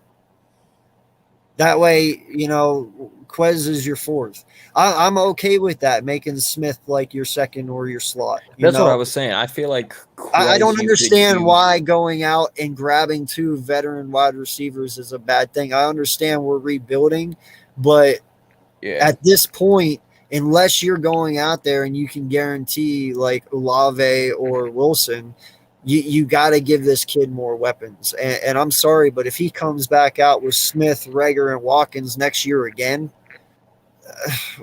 my hands are in the air at this point. You know what I'm saying? Listen, I just saw the playoff standings, and right now Minnesota is at 5-6, and we're all still in the hunt. Minnesota falls off. We do well. Players are still on their sides. I know that's nothing we need to look at right now. There's a lot going on with our team. But that's just a bright side to look at. That's something we got to look at. Playoffs Yeah, are the still NFC within is our- open. Yeah, it's wild. Yeah, dude, it was a bad game for Jalen today, man. The Giants came in, they forced his hand, man. They forced his hand at something that he doesn't do, which is throw a lot. Man, they was relying on the run game today. The Giants came in, they had tried to stop the run or whatever. I mean, he had 77 yards. I can't remember, like I said, I'm seeing the game now as we speak, but it's crazy, man. I remember seeing on Twitter that a Giants player said that they was literally trying to get him to throw the ball. And then He had a on bad a lot of day. tape, bro, when I was looking at it on Twitter, man, they looked like Devontae Smith was open a couple times, but then again, there was a couple times where the Giants was playing like a little zone coverage they were spying on Devontae Smith. Like some of the safeties was like, all right, we're gonna, he's gonna break open, but then again, they're gonna have somebody under him. Just in case Jalen sees him, he can't throw it to him because the safety's right there. I know there's like 2 or 3 plays. And then they were showing disguises that Jalen was like, oh crap, I can't throw it. Shit. Yeah. Yeah, 14 of 31 for what was it? 134, I think it was. He won 77 yards rushing. Yards he had at the end of the 77 yards rushing. He was the leader. Dude, That's what I'm trying to say. 14 for 31. Yeah. You know how And that's bad that fucking sounds? But the thing is, he had 3 INTs. There should have been 5. I know. But the one thing I will say, like Joel said, for the Giants, this is a game that could possibly turn the season. I think for us, that's the same. For us, this game's going to turn our season around. Like I said, this is an embarrassing loss. I hope everyone on the team sees it as an embarrassing loss because that's what it is. And I hope, like I said, every day this week, they're watching tape of this shit that they put out there. And they feel like shit. So that way on Sunday, when they come out, they take it out on the Jets. They rest up. They go back out again against the Giants. They take it out on them. Because it's very disconcerting when a team in the Giants is going through so much turmoil, so many injuries, and we, a team who we thought was in a good position, can't take advantage of that. Again, another week where I say we couldn't take advantage of our opponent's, deficiencies. Yeah. Well, and Richie, that is a very good point, and I'm going to ask the panel here. So, I'll get opinion on this, even the Giant guy, because his team is the one that did it. Have the Giants given the teams going forward a blueprint on how to beat Jalen Hurts? This is a copycat league. And, if I was a defensive coordinator for the Jets, I'd be looking at, your 2 last wins and then studying this last game here against the Giants defense to see one differently. But then I'd also go back a few more weeks to like week 5, week 4, right in there. Whatever one where your offense was, going a little better and what that defense was showing. Because that's what that film's there for. And these guys watch so much of it. I mean, I might YouTube a lot, but they sit there about 3 times longer than I'm sitting on this thing, just studying film. Yeah. So that's something that's going to be answered next week for you guys also.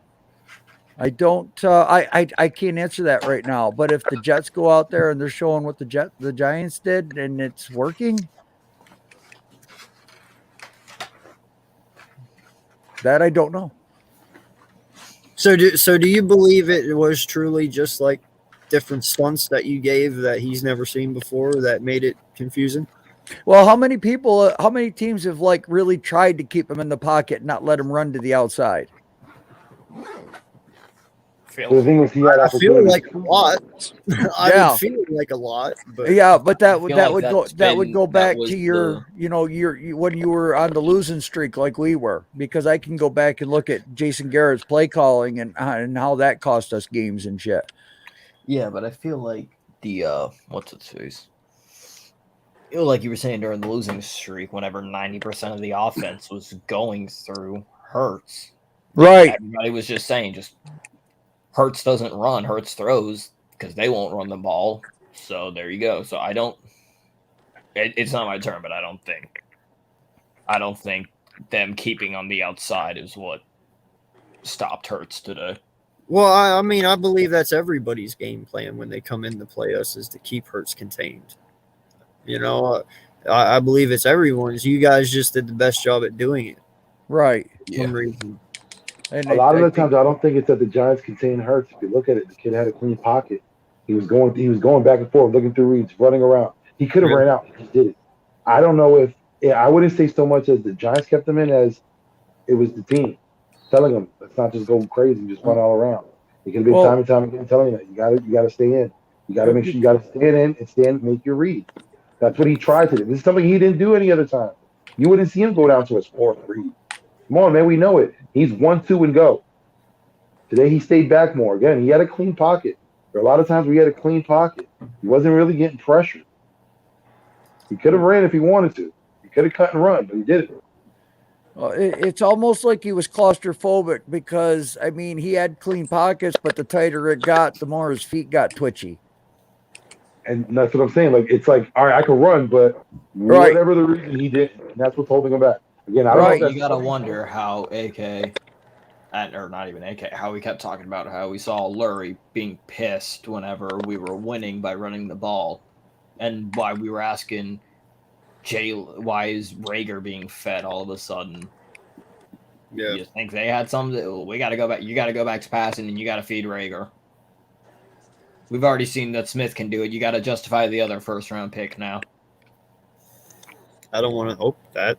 That's what I'm saying. I don't want to hope that, but yeah, nobody does. But it's like the theories that we have had of why does Lurie look pissed, and now we didn't run the ball. And maybe it's just because they don't trust Miles. And Howard was literally... I'm saying right now, though, the second Howard gets back, I'm extending him for life and giving him all the money he wants. Because he's clearly the centerpiece of our offense right now. No, but, that's actually what's funny, too, is... But it's easy. You just the halfback position was not a position of need coming into this year for us when you look at it as a team, and us as content creators. We truly weren't. We were worried, but we weren't. You know what I mean? We felt we had enough depth there, and come to realize it's not as good as what we thought it was. Oh, yeah. I thought we were going to have like four or five running backs, Kerryon Johnson included, whenever we got him. I was like, we're good now. And that fight song. That's what we're going to be doing. We want that running. I said we're going to be singing the Michigan fight song. We're going to be looking for another running back, and that's the one we're going to be eyeing out. Who's the running back that Michigan has? What year is he? Is he available in the draft? I can sing that. I think so. Listen, man, I'm going to say this, and I am a big Miles fan. I am a big Saquon fan because I love Penn State football. But I'm going to say this. I think I'm good with Miles. I think we can move on and be just fine. I'm not going to sit here and this is really fucking hard to say because I don't know really truly how to say it because I know some people are going to disagree and I know some people will agree. But halfbacks are dime a dozen, man, in NFL. It truly is. And listen, Miles Sanders, with his ongoing injuries and just his, I don't know, like you guys say, we're not sure if it's a trust issue. We don't use him right. It just doesn't seem like Philly's the place for Miles Sanders. And I feel that way. I felt that way for a while now. And I wanted to give these guys the opportunity to use them. But every time we do, we just fuck with it. And I don't know why. It's just really bad. So I think we just do need to move on from him. I think we do need to get somebody else, whether that's in the draft or free agency, whatever. But, Papa's got a point. When Jordan Howard is sitting here and now all of a sudden feels like he's the life and soul of our run game, that's a problem. Because this run game is supposed to go through Miles Sanders. Yeah. Because even good. I'm sorry. No, I was going to say, well, when you look at Sirianni, he's coming from the Colts, where they had Jonathan Taylor. Is he the same style of running back as Miles? No. Jordan Howard's more. Like Jordan Howard. Yeah, exactly. That's what like he needs a physical runner, and Miles isn't. I said that's great. We're going to lose a lot of physicality, and it was evident. Yeah. That physicality was not there, and that might be what we need in this offense. We need a strong power back.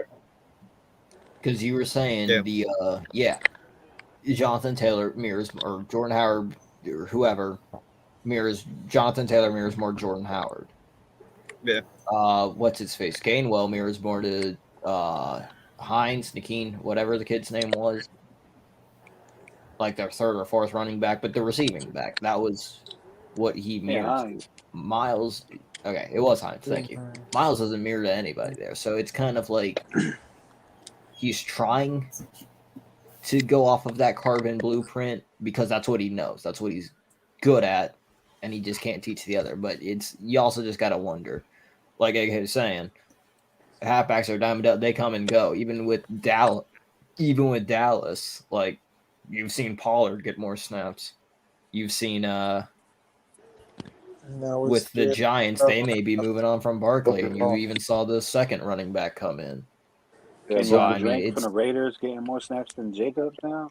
You know, Yeah. because of him going down so many Yeah. times. It's definitely become you need multiple running back. There is no running back one. There might be a running back one, but you got to have the other strong guys or just other guys behind him. So Yeah. I don't know if we got to look at another running back like a Jordan Howard, a power back, and a guy that's fast like that, and just have Jordan Howard and Jordan Howard Jr. basically.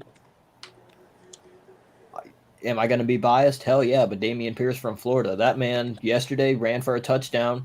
He had his helmet knocked off, and he was still running. Yeah. That man was running through tackles without a helmet. I was like, oh my god. Yeah, Right. but Chicago Bears, man, that Bears team, Lovie Smith, like you mentioned earlier, they changed the game with the running back. And you had Cedric Benson and Thomas Jones out there. You know, they knew it, man. You know, you couldn't rely just on one back anymore. You couldn't give one back 300 carries a year. You had to separate the workload. And you needed two workhorses back there to carry an offense effectively. You know, we possibly could have one of Jordan Howard, but how long can he last? Let's be honest. Jordan, even though he hasn't been used in a couple of seasons, age doesn't stop for anybody. You know what I mean? He's 27, so he's still young, but he's not young. You got maybe what, 2 seasons? Two seasons of good health in you? I mean, let's be honest. He ain't no Frank. Corey Clement.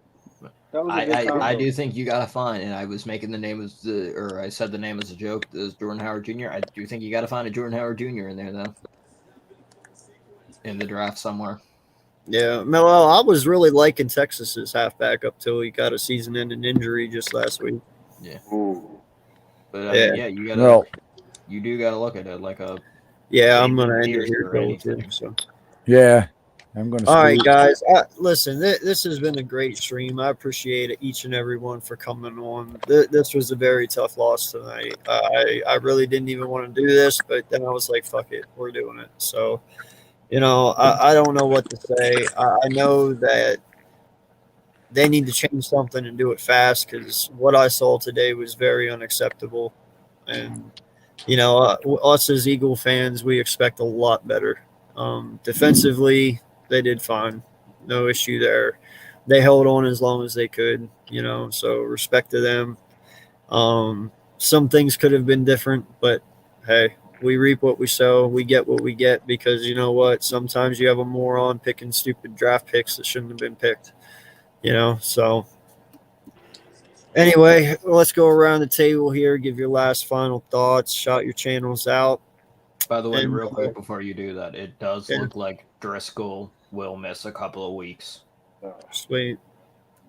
Seems like we're drafting an offensive lineman. Oh, we're going to drop. I was about to say, at this point, we might not even draft defense at all in the first. Watch it be Linderbaum. Before we end this, Oh, can I ask hell a quick no. question? If Kelsey is injured going into next week, do we put Dickerson at center? You kind of have to. Because we've seen Herbert can't handle it. Yeah, no, I was looking for I was wondering if we could have Herbig walk home after breaking his ankle with no paycheck. That man walks home with no paycheck and a broken ankle, mafia style. I ain't. You're gonna put Dillard in there. Shit, I'll take Oh, it. God. Yeah. Good Hey, job. listen, I had to Many slide men. Dillard in at center on Madden. He did all right for me. All right, if it works on that. If only it was that simple. Listen, I know, hey, right? listen, some of these play callings might as well be like Madden. Might as well put the formation in. Yeah. Well, you know what? JJ Arcega-Whiteside's also a fucking beast in Madden too, but I don't see that fucking happening anytime soon. Man, he doesn't fucking touch the field on mine. I trade him immediately, but honestly, after honestly, I might just keep him now. All right, guys. Joel. That's the Why first don't thing I you do. shout I yourself out, him man, and real Rager fast. away. We'll get this going, dude. All right, man. AK, thanks for having me on, guy. Thanks for the invite. I always love coming here, guys. It was great chopping it up with you. Was it? I'm not gonna lie. I kind of just like sat back and vegged, and and from my side, it just felt good to finally. I mean, you guys have whooped our ass so many damn times. It ain't funny. And, to get a couple of back-to-back victories against you, I'm not gonna lie, it did feel good. Damn it, I can't help it. But it was great chopping it up with you.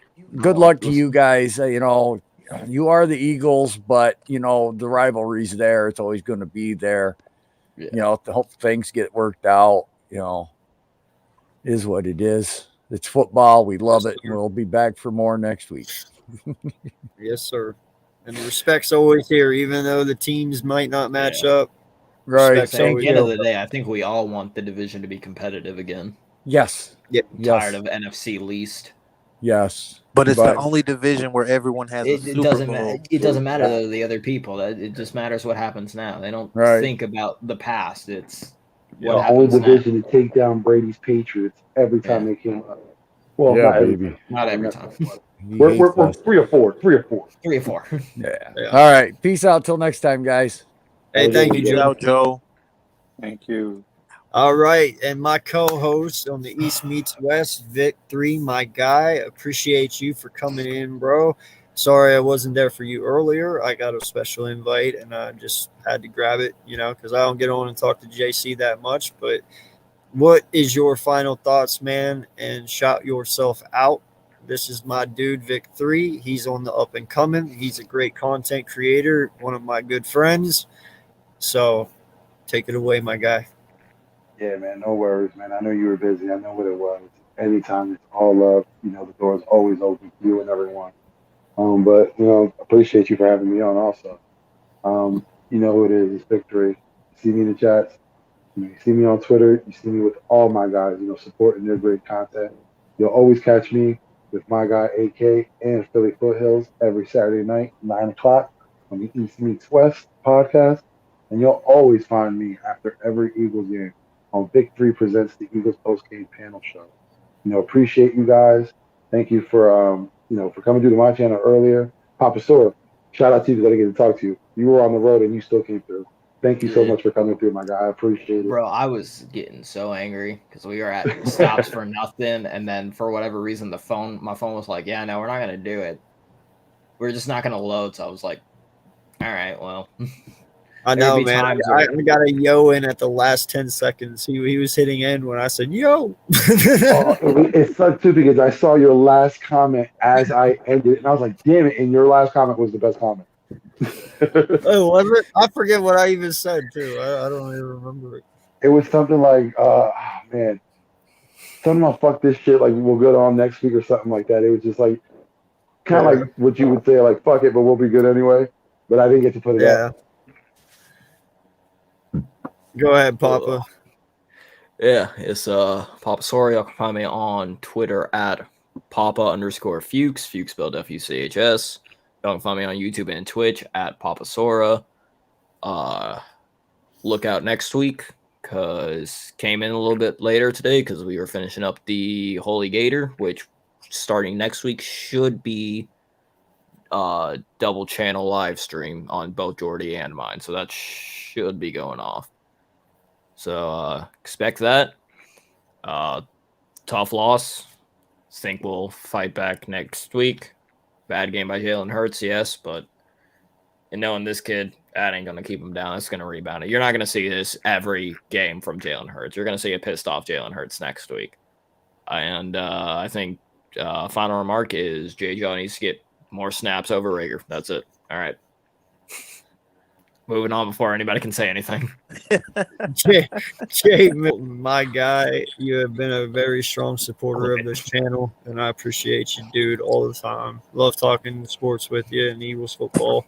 What's your final thoughts, man?